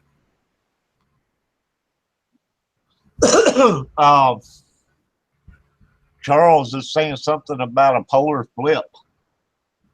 Yeah, that's what we were just talking about, the polar flip, the flip of the magnetic field, the poles, where the north becomes the south, south becomes the north. We're well into that right now. The South Atlantic anomaly, now it used to take a small spot in the South Atlantic Ocean. Now it goes all the way, takes up most of the South American country and part of the tip of Africa and stuff now. So the anomaly is growing big. Over North America right now, the magnetic field is very weak. It's very weak. And over India and that area, it's strong. So we're having a shifting fields right now. And that also affects our weather. Magnetic change affects a lot of things.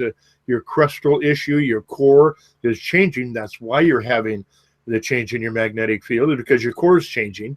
And so all these things fit together. And yes, we're well into a magnetic pole shift right now. I believe that 1,000%. Yes.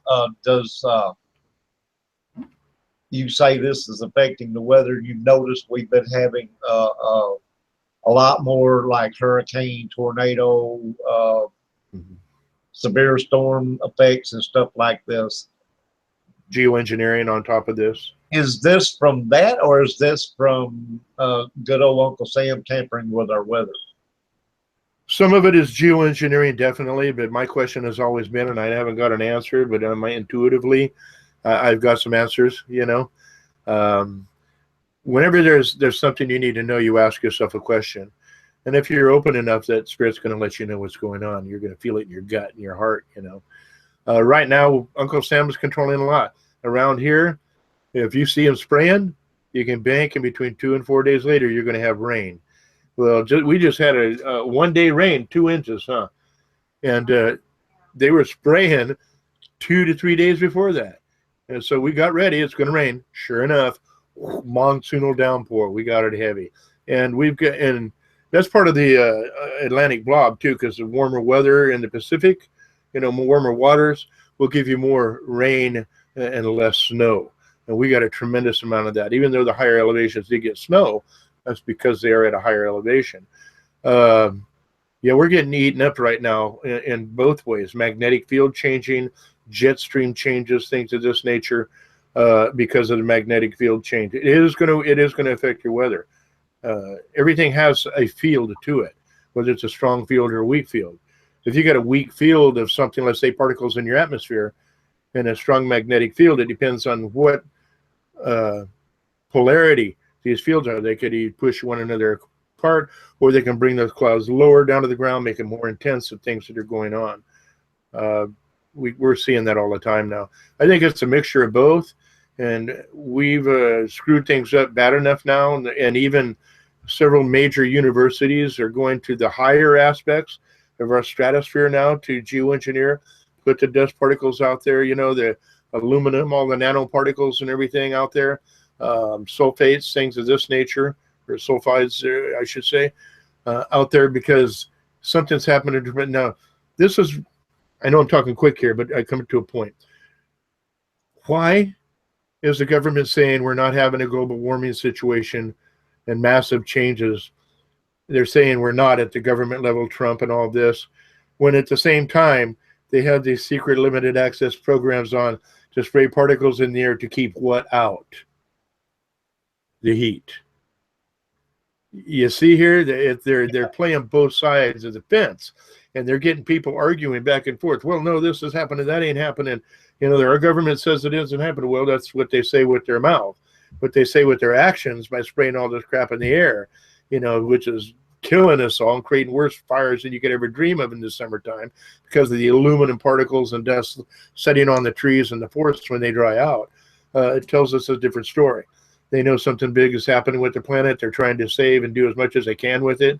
And it doesn't matter about what I say or anybody else says. This is past the national security clause, and they're going to continue to do it. We got pictures back in the 50s and 60s, where they were starting to do it then too on smaller scales for local control of the environment to make things rain, when there was drought or whatever like that. Right. Now it's global. This is the first year ever where the actual jet stream dipped down below the equator and then came back up. First time in human history. So it's all about,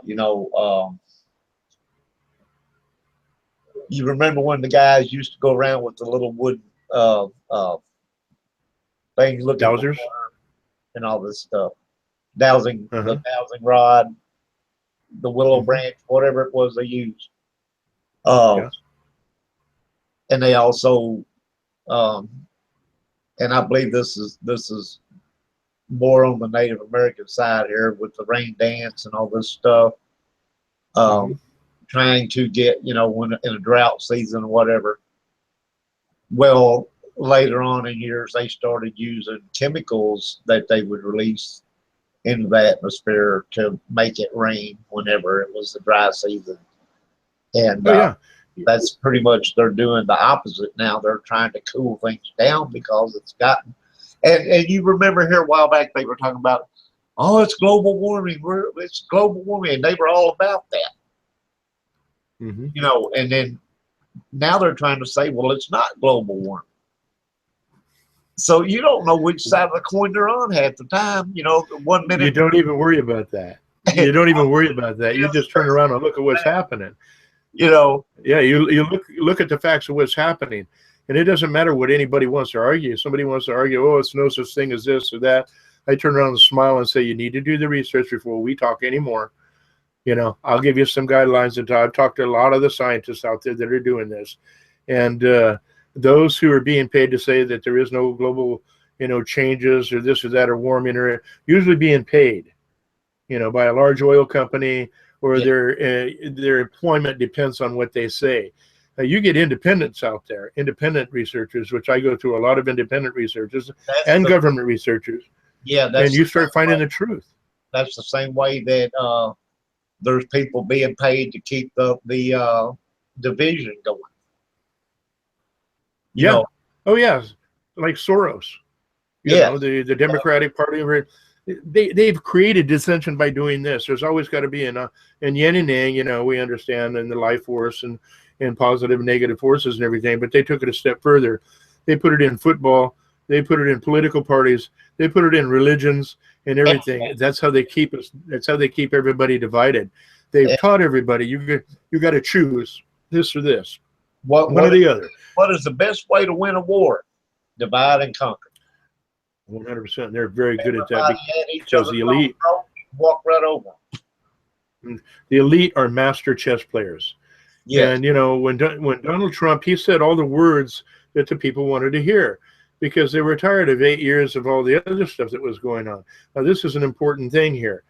You notice how Donald was 100% going to do this and this and this and this, and then it would seem like he was pulled aside, and he was talked to, shall we say. And now he's doing everything basically for the big oil interests, big corporate interests, cutting things for the little people. There's just so many things going on. Now, I like what he's done with a lot of stuff. We all do, but there's things behind the scenes that are going on. Syria, we shouldn't even be in there. We should have backed away from there because Assad did not use the gas weapons there. Even Russia, Putin, he goes, he literally said BS. The words and everything. This is all BS. You better start being able to, the population, look through the smoke and mirrors thing and see what's going on. Administration, when Syria was hit and the gas was used, they found out it was from the rebels, not Assad. And they're repeating that thing with the new president. Why? Because it's been like, how many years? 10 years almost? So all of a sudden 10 years gone by, people forget.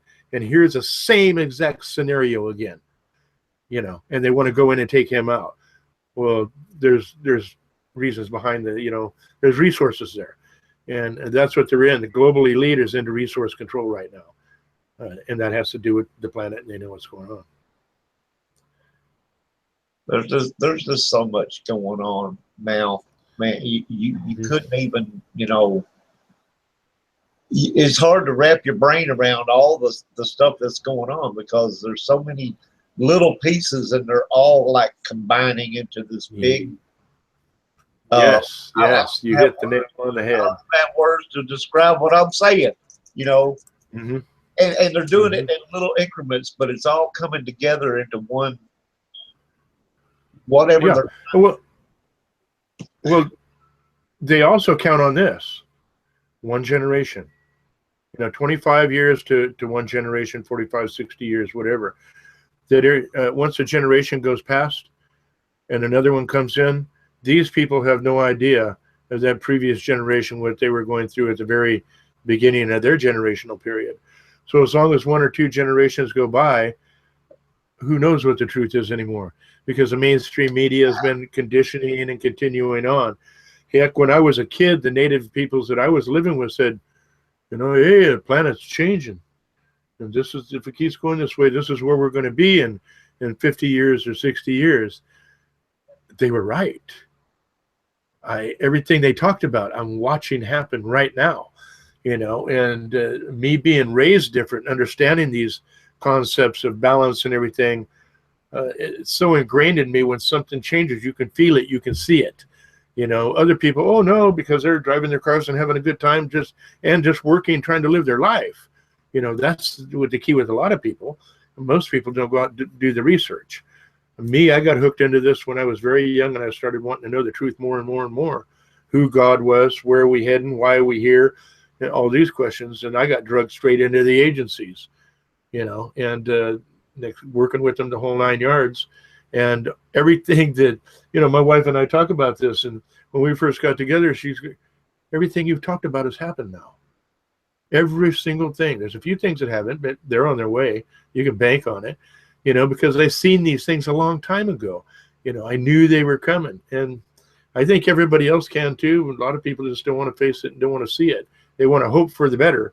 They want to hope that a fairy godmother comes down with their little wand to go, ding, everything's okay now. Or the aliens or somebody else is going to come and save us.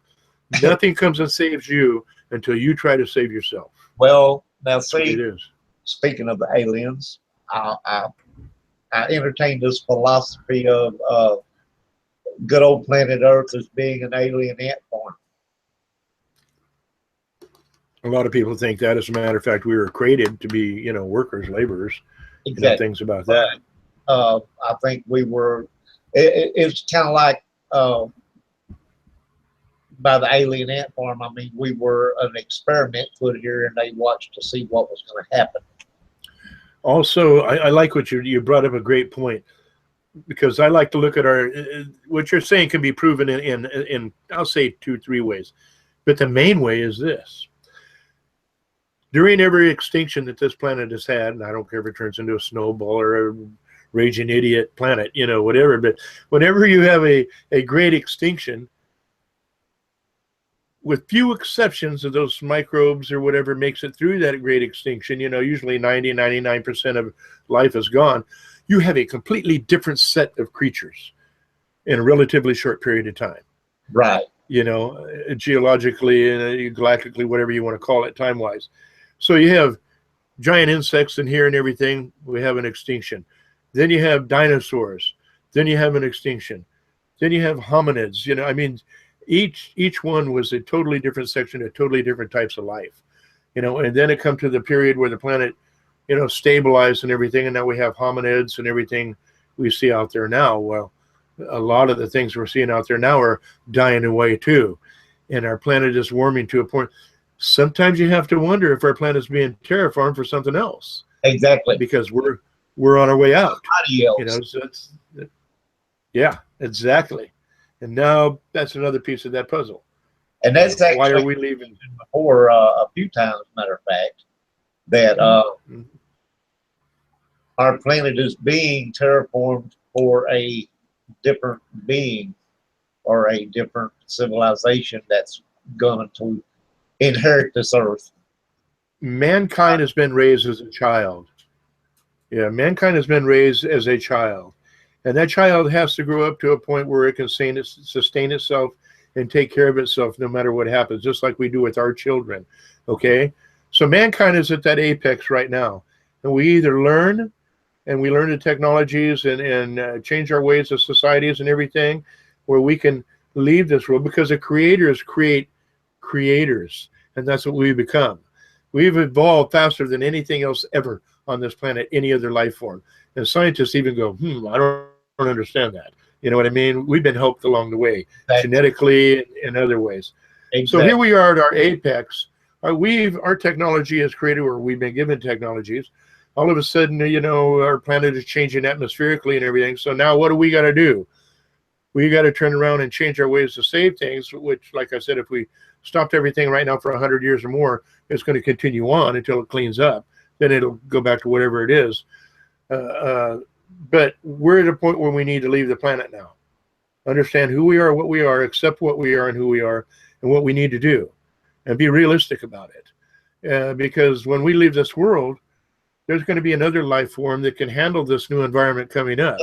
So we have a choice of either evolving to be able to live into this new terraformation, or we have to go somewhere else where it's more like what we had. That's right. And Mars now all of a sudden has got more methane in its atmosphere. What really is funny is a rover is so dusty and everything, and then 3 days later it's so clean it looks like they ran it through a car wash. You know what I mean? Something was supposed to last 90 days ended up lasting 7 years or more now, or something like that. The fact is, it's being cleaned. There's just so much evidence that we're already off this world. And right now, society is being brought up to the point where, you better educate yourself and get your kids into the next generation of understanding what's going on and get them in those right, shall we say, job placement modes, where they can be part of this next excursion off the planet. Yes. One of my grandkids. I'm not meaning to offend any Christians out there or anybody else, but I'm going to say this: if you read any of the Left Behind series, the books Left Behind, I have, yeah. Okay. This is our form of being left behind. What's going to happen is, when this terraformation or whatever gets to the point to where humankind can no longer survive here, as we stated earlier, they're going to start weaning them off, the ones that they want to keep, little at a time, and nobody's going to pay attention because it's not going to be big enough to be noticeable. Yeah. But average Joe civilian like myself and you and other people, we're going to be left behind. That makes sense. I mean, I'm an individual that's highly spiritual, but I'm a realist too. And I look at it this way. There is an organization, a group of people, a breakaway civilization, if you want, that has the technology. They already know what's coming on. And this all ties in with time, travel, teleportation, everything like this. They've already seen the future. They know what's going on. There will be a section of our society that will make it no matter what happens to the planet, because we'll use the technology, but it's still going to be different from this breakaway civilization. Yes. Because their thing, that's why we're all fighting right now. What they got going and everything is working. I don't have to worry about us because we're going to kill each other off. Well, I think it's going to be like, if you've seen a lot of these end of the world movies, where there were a few people that survived and there were mutations and all this kind of stuff. And, I think when it gets down to the point to where the full change comes on and this planet is ready for whatever species is coming here, there will be already here that survived all this, as you said, because they were smart enough to use the technology to survive. Now, what they will do and what will happen to them once this happens is a big question, because nobody really knows that. I do. They're going to look at the Georgia Guidestones. I'm sorry? They're going to look at the Georgia Guidestones, and they're going to see this way that they need to live. You Okay. know, I say that because a lot of people want to believe that the elite, this and that and everything. I don't think the elite would put some guidelines there for you to live by, you know, because they want to control you 100%. I know a lot of people think that's control. But if you look at the message on the Georgia Guide signs, it's an appealing to a higher essence of who and what we are. Okay? It says and in a closed system, keep your population below this much, and the system can absorb whatever you do. If you go over this much, the system isn't going to be able to handle it over a period of time, and your system will collapse. Therefore, you have the problems that we're having with our planet right now. Right. You know, we got out of hand, and we didn't pay attention. Truth Paranormal. And I know I'm sorry, you guys. I'm a little bit late at getting to this, but was saying something about in the 70s it was the ice age coming, and then a few years later it was global warming, and now it's climate change. Climate change and global warming kind of go hand in hand, I think. It is. Yeah, it is. It's all the same thing. And it's all the same thing. Yeah, I remember here a while back they were talking about, yeah, there's an ice age coming. There's an ice age coming. You know, and you know, it's funny they said that, Roger, because what's happening there is even during that time, the oceanographers and everything had a steady climbing of the temperatures. So, you know, it's another little thing to throw out there to keep people confused.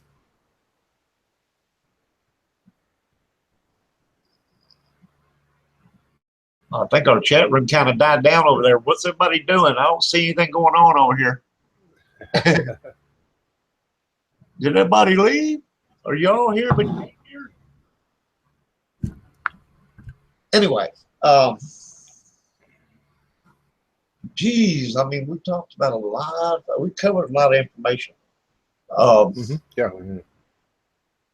quite a bit. You have a new radio show, and I kind of now's a good time to let everybody know about that and what's going on with that.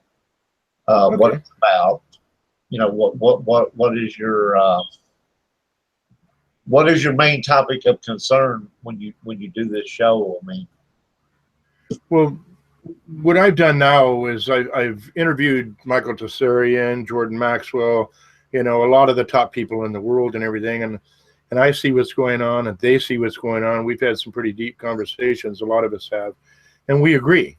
And that's the interesting thing. All these people from different fields agree with where humanity is right now, where it's happened, where it's headed, and what's happening.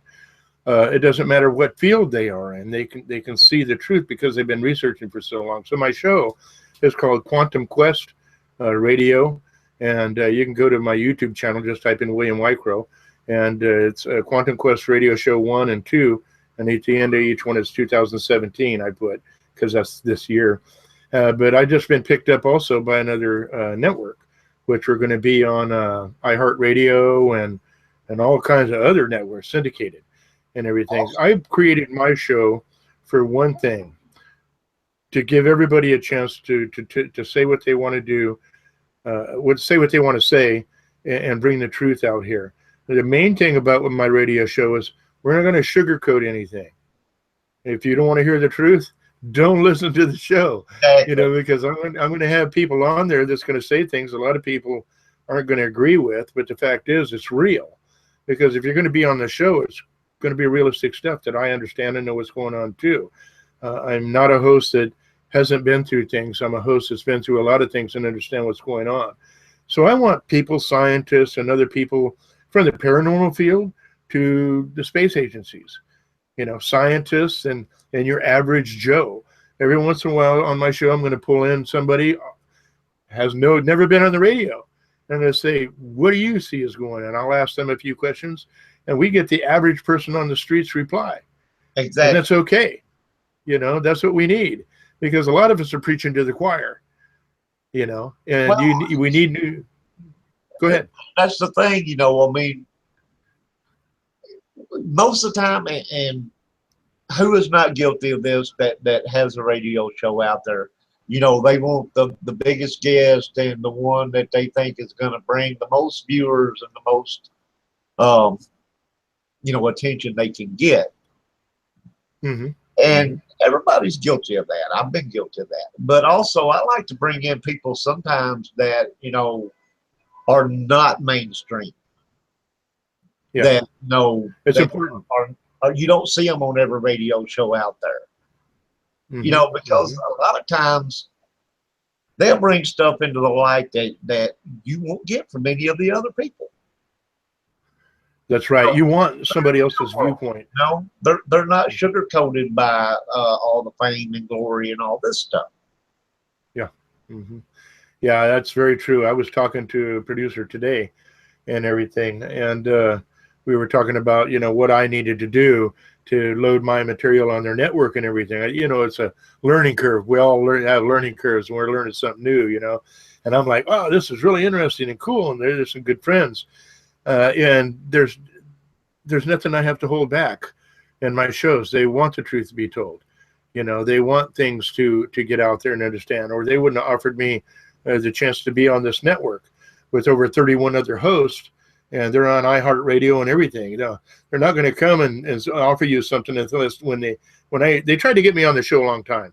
And finally, now I decided, I'm not traveling around a lot anymore. I've got a lot of experience under my belt. I know a ton of people, but I want the average Joe. I want to take at least a show a month and turn around and grab somebody out there and say, and say a subject and say, well, what do you think about this? And I want to hear how they feel about it, because a lot of people don't want to, just like it says in the movie Matrix. You're going to have a lot of people that don't want to change. They want things to stay the same. They like their radio tower as a big screen TV. They're not thinking spiritually, and they're happy the way they are. And that is a majority of the population right now, unfortunately. Well, those people, when you live in the as you're putting it, what is your norm, okay? You don't have to use your brain. You don't have to fight for change. You don't have to do anything. You just mosey along in your everyday little life, and whatever happens, happens. Yeah, very true. That for my grandkids, I want them to live in a better place, a better world. Definitely, 100%. And if you don't for that, nobody else is gonna. No, they're not going to. Everybody, if we didn't have radio stations that were bringing people up to say what's going out there and everything, we would just roll right on into oblivion. Yeah. We would do nothing about the environment. We would do nothing, because a lot of people, it's just another day and this weather's a little crazy, and they don't go any further than that. Well, it rains. They let it go. Guess I'm gonna go out, shoot me a turkey or or whatever. Or I used to fish here, and Or I used to fish here, and I used to catch these kind of fish, and I don't catch the same kind of fish, and everything I catch is smaller, and things that I wonder what happened. Right. That's as far as it goes right there. Only those who really care, and this is my personal belief, those who really care about their children and their grandchildren are going to do as much research as they can to find out the truth, so they can turn around and prepare their next generation. I got a grandkid that's already been to space camp. I tell all my kids and everything, I teach them the shamanic way, how to be highly spiritual beings and everything, to accept the fact that we all die. We only have so many heartbeats. It's what you do in between that period of time. And when people have this mindset, they live a more quality life, and they have better friends, and when something is brought up, it's not, those people are crazy. They go, I got to think about that. Right. They're not fighting the system. They're watching, observing the system. I've taught my kids to be observers. And if everybody could do that and make their decisions upon what they see, it'd be a better world all the way around. Very, very true. And I gotta ask you this question over here. Sure. Okay. Actually, there's two things now. Do you guys think the brain mind is on some kind of cloud? How many times have you had an idea for something and find out that it's been done already? I love that. This is my belief on that. I'm sorry I'm chuckling here, but boy, you hit a chord there. I used to have a saying, good Namuchi. Okay. And 3 years later, 3 years later, we heard him use it on a movie. Yeah. Me and my friends came up with that, and next thing you know, you hear it on a movie. Or I came up with an idea.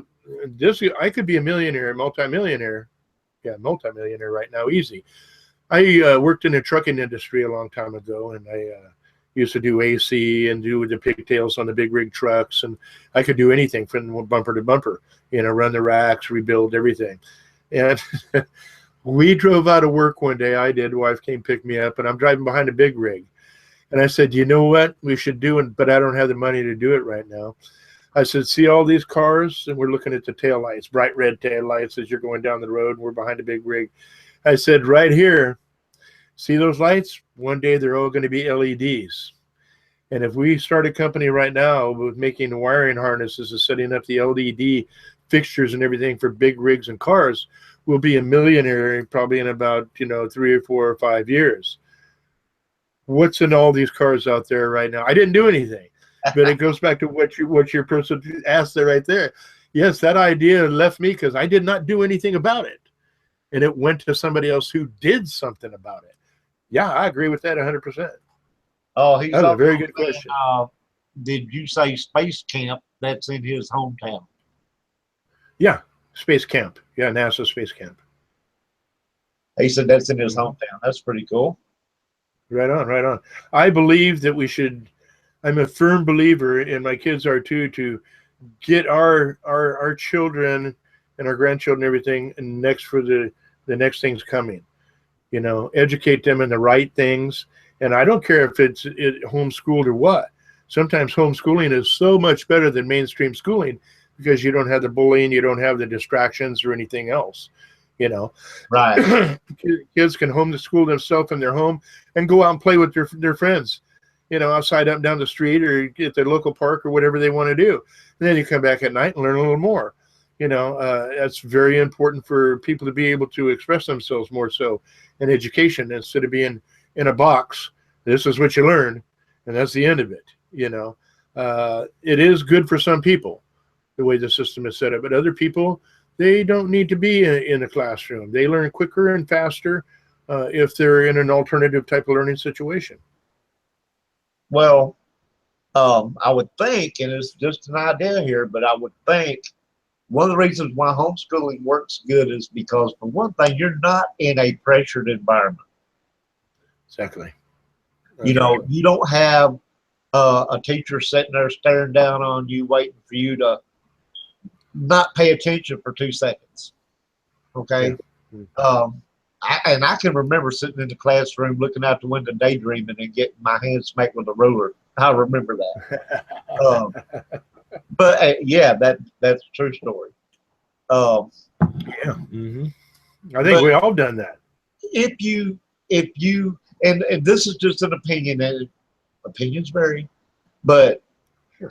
As a kid, right, you got a nice warm sunny day and you're stuck in a classroom for 8 hours.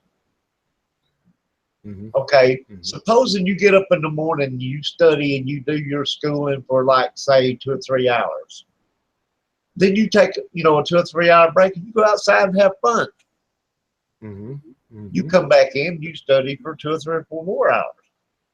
You're still getting your schooling in, but at the same time, you get to enjoy some of the the nice, beautiful weather, and you're not. It kind of, I guess, it to me, it would loosen me up, make me feel more like when study time rolled around, I don't mind so much because I got to go have some fun, Right. Mm-hmm. Yeah. You have a reward after the thing instead of waiting for 4 years in high school and getting a reward at the end. You get a little bit of reward of downtime and actually getting a chance to live your life as a kid instead of wasting it just in a classroom all the time. Now, one thing, other thing I found out here, that a lot of these kids that turn around and go through this type of alternative education end up with jobs sooner, and they blend into society and work within society a lot quicker at a younger age, which makes them more proficient in whatever they need to do. And then they go, well, okay, I got this job and I like to be able to do that, so I'm going to educate myself a little more, and I'll take that next step up. Yeah, alternative ways of education. I think every home classroom does not have to be in the classroom anymore. School doesn't have to be in the classroom anymore. It can be anywhere because of the simple thing we got in front of us right now called a computer. And you got to think about it. The government controls the school system. Sure. Yeah. Therefore, Used to not be that way. Controls what you're learning. Mm-hmm. And I don't know if anybody else notices, but what we used to learn in history when I was a kid, they don't teach that anymore. No. Actually, nowadays, the way history is. Yeah, nowadays everything has changed. It's all about political correctness, things of this nature. It's a situation, I think, where you learn what they want you to learn, and it's a form of dumbing you down, so to speak. Well, let's face it, Roger. We're 26th or lower on the educational scale of the world right now. South Korea, Japan, all of them, they blow us out of the water like we're nothing. We're in a little paddle boat compared to them. Yeah, rowing around in the big lake. With the bucket back keeping the water out. Yeah. And also, there's another thing here that most of our scientists and people to really make a difference in their country aren't from America. They're educated elsewhere. I mean, they educate themselves in our schools. They go back to their country, and then they'll come back on, different programs to teach us. The Obama, what do they call it? The Common Core? Worst thing that could ever happen to our education. We have to have an educational system that lets the student interact. If you're studying business, part of your day should be going out and a bit to a business in town and understanding and looking at what that business does to make it so successful. And if you want to be a mechanic, then your school works with the several mechanic shops in town, and your students get a chance to go see what they're doing. You work at the grunt level, of course, and work your way up. But and I know everybody will complain, oh, insurance, this and that. Screw that. Fact of the matter is, that's the best education a kid can have. It's hands-on. Exactly. And if you work in a factory, and okay, when you go, let's just say you operate a press or something. Okay. Well, they've got this machine over here that does twice what that'll do in half the time. They're going to have somebody work with you, and they're going to show you how to operate this thing, but you're learning this hands-on. That's right. Okay, and which is the fastest way to learn anything? Hands-on. Always has been, always will be. I don't care what you read in a book. It's all about doing it. I can read a book on how to operate that machine, and I might be able to go up there and make it work. But when you've got somebody that's run this machine for, say, 20 years, and they're going to come over there and show you exactly what you need to do and work with you hands-on and let you learn it, how much quicker are you going to pick that machine up? You'll pick it up within a week. Exactly. Guaranteed. And then you get to be proficient at that. So, and then your educational system, once your educational system is, and you've left the classroom, a little bit of study work in your classroom, whether it be in your home, to your computer, then you go down to the job, shall we say, and learn like what you just said. Once you master that, you move on to a different area of whatever your study is. Exactly. Let's say you're learning about vehicles. The first thing you learn is a cooling system. You go down, you get a chance to learn it. Then you learn about the brake system. They teach you about the brake system or the combustion carburation system. You get hands-on on each one of that. Now, some of the schools have great programs. Don't get me wrong here. Some schools have some pretty good programs. But the fact of the matter is we had better programs when it was run by private agencies instead of the state. And Charles just brought up a good point. It's a good thing to learn a trade because there's college grads out there that still don't have a job. And you Very true. College for 4, 5, 6 years. Does that mean that you're going to get this great job that they promised you? Take all this schooling? No, it don't. No. I know. And another thing, I myself know college graduates who work at McDonald's. Oh yeah. The fact of the matter is the job market is nowhere near what it used to be. Exactly. So you have to learn things different. I got a great, I've got degrees in psychology. My last 2-year program, I graduated with highest honors, and we studied everything you could dream of in psychology. Go ahead. Let me interrupt you real quick here. That phrase that you said that you guys came up with that you saw in a movie later on. Good Namuchi. Yeah, he was wanting me to. He was wanting me to put that phrase in the comments after the show, and I couldn't remember that it was, and I probably couldn't spell it if I had to. I never learned how to spell that word because it's one we made up, you know. And instead of saying, you know, a cuss word or something when we were around our elders, because if we cussed around our elders, we got slapped upside the head real quick. So in order to get away from getting slapped upside the head, we came up with the term good Namuchi, you know. So I guess it'd be good Gudna Moochie. I guess you know, what can you say? You know, however you can spell it, you know. Yeah. Okay. Let's see. It would be GOODNAMUCHEIE. Moochie, CHI, I guess. I don't know. Okay, so Charles, you're gonna have to take that one on yourself, everybody, because my spelling sucks. But the phrase is good Namuchi. Okay. Yeah. Yeah, but it's just so funny. We were using that on the Indian reservation and everything, and around my grandparents, which are very religious. You said anything around them, you got slapped quick, you know. But we started using that term, and next thing we knew, 2 years later, we heard it on a movie, and we're wondering, how the heck did they get that? You know, you just couldn't have made that up, you know. Well, so that had to be floating. That's what that had to be floating. Full hat on it. They were bugging you. Yeah, well, that got better reception. Anyways, man, we done pulled 2 hours. You believe that? Oh wow, that was quick. I'm saying, time flies. Real quick. Fun. My fake. Yeah, that's true. Caca.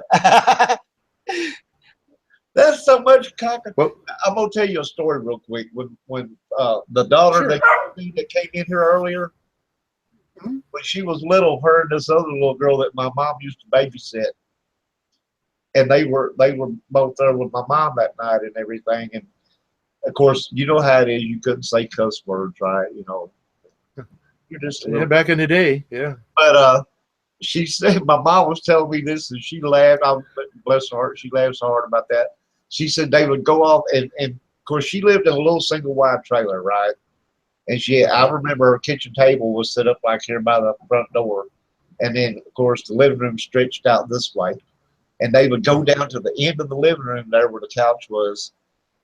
And they would come up to her and go, doo-doo. And then they'd run back to the couch. They thought they were just saying the dirtiest word, you know. Yeah, I remember. Yeah, I can understand that. Telling me that. She said, yes, they'd run up here, they'd put their hands up there. And they run off back to the couch. Yep. They felt they got away with something. Of course, now when I was a kid, you didn't have to cuss to get smacked upside the head. If you disrespected an elder, you get smacked upside the head just as quick. It's up. Yeah, it's up. We all did it. That happened a couple of times. And I was raised by my grandfather, who was a lot stricter than, you know, my mom's generation probably was. And trust me, this man stood about 6'2" and had hands bigger than my head. And when he smacked you upside the head, you were smacked. But I mean, you know, that's just how it was back then. You know, and well, you know, oh my God, if you let out a cuss word, there wasn't no hope for you. You know, it just wasn't. Yeah. And also there was respect. I'm sorry. There was a lot more respect back then. There was a lot more respect back then. When we were growing up, we respected our elders. You know, unlike a lot of things you see out there today, we helped our elders and everything because we had compassion. We weren't desensitized in the things that are going on out there, because now the way the system is set up and the laws are starting to be set up where they're separating even the families right now. And the good thing about when I grew up, and, you know, when you grew up as a kid, because I'm just a few years older than you, you know, is that we were taught, if you respect somebody and you work hard and you do what you need to do, good things come out of that. Right. Now right today, it's a totally different thing. very little respect unless you're raised a certain way, of course. There's so much game and computer and this and that, go here and go there. Families don't have the same time they had together. And a family unit was grandma, uncles, aunts, everybody back in the day, because they had farms or they lived in the mountains, and you needed a big family to do things and you know, to survive. Right. And today, because of instant gratification, you know, and you don't have to do this because illegally. I've heard kids say, you spank me, I'm going to call the cops. Right. You know, to parents. You know what? I'm going to really whip your ass, you know. And then you give him the phone. Here, call him. You know, that's exactly what I did to my daughter when she was about 12. She snuck out of the house, and I come in there and I was going to whoop her butt, right? And she's like, if you whoop me, I'm going to call the law. And she was on the top of the bunk bed, so I climbed up there really patient-like and proceeded to bend her over my knee and wear her ass out. And then I went in there and got the phone and handed it to her. I said, call them. I said, but now I'm going to tell you this right now. When I see them pulling up, I'm coming back up here to whip your ass again if they take me out of here. Yeah. Well, I was pretty good with my voice and reasoning and everything. My voice scared my kids more than anything else, because I was big dad and, you know, military history and this and that. And, you know, I've pretty rough. I always liked to fight when I was young and things of this nature, you know, just like every young man does. But I was involved with a lot of things, and I had a lot of power, and I controlled a lot of areas at time. And I could look at them, you know, and then I only would swap my kid 4 times. But this is my trick, my friend. Go out and get me something to whip you with. You know what they go get? Well, let me get this little thin branch right here, because this little thin branch ain't going to hurt as wide as that belt does. Right. And so they get 4 swats. Well, they found out real quick that little thin branch hurt worse than that belt did every time, you know. So, but I never had that much problem, you know. It was more of a, boys, you do this again, then we're going to take the next step. And I usually didn't have to do any whipping, very, very seldom, because I made an impression, you know, with my face and with my voice, that if you get out of line, this is what's going to happen. And this is what a lot of people on that left side of the fence need right now. A lot of people born and raised and very spoiled, and they didn't have to answer to anything. You see a lot of that in the world right now, where a lot of these third world countries right now, the way their kids are brought up is, you disrespect me and I'm going to knock your head off. Right. You know, so you're going to see a little more respect out of these people from other countries, you know, than you are with our people here in this country, unless they were raised right. Right. Mm-hmm. Anyways, we're about 10 minutes past, but that's no big deal. I want to thank you a lot for coming back on with us. It's been a very interesting show to me. You betcha, Roger. It's been a pleasure. It's been a pleasure. And we will have to do this again sometime to catch up and see what's going on. Oh, yeah, no problem. You contact me anytime. We'll work something out. Time up. Bill said, time up. Yeah, time up and then a couple of minutes. But it's been fun and entertaining and interesting, and I loved it. Yeah. Everybody in the chat room, thanks so much for coming, you guys. I love y'all. I loved your questions. People over there, they're just awesome. Everybody that were watching and listening that wasn't in the chat room, thanks so much. We appreciate you very much. Couldn't do a show without you. Wednesday, the 12th, on the Paranormal Graveyard, we have Miss June Lundgren coming on, and I have interviewed this lady. She's awesome. So you guys be sure to tune in for that. And with that being said, good night, everybody. I'll see y'all Wednesday night. Be safe and have a good rest of the evening. It's a little bit early. Not too much, but a little bit. Yeah. Anyway, appreciate it very much, Mr. Williams, sir. You are an awesome guy and very, very knowledgeable. My pleasure. Talking with you. And well, it's been a pleasure, and I appreciate it very much. And I was just wanting to know on that other show, you know, if you send me a link, I'll get. But I also need to know: do I need my tinfoil hat when I listen to it? I'm just joking around. I'm just throwing something out there. Maybe some rabbit ears. There you go. A Playboy bunny, right? Hey, it's been a pleasure doing your show, Roger. And anytime you want to have me on, you just There is contact something me. I want to talk with you a little bit about later on a personal level. We'll get to that. Sure, you If betcha. we have time. And but I'll holler at you about that. All right. Good night, everybody. We'll see you guys Wednesday night. You have a good day. Bye. Have a good time.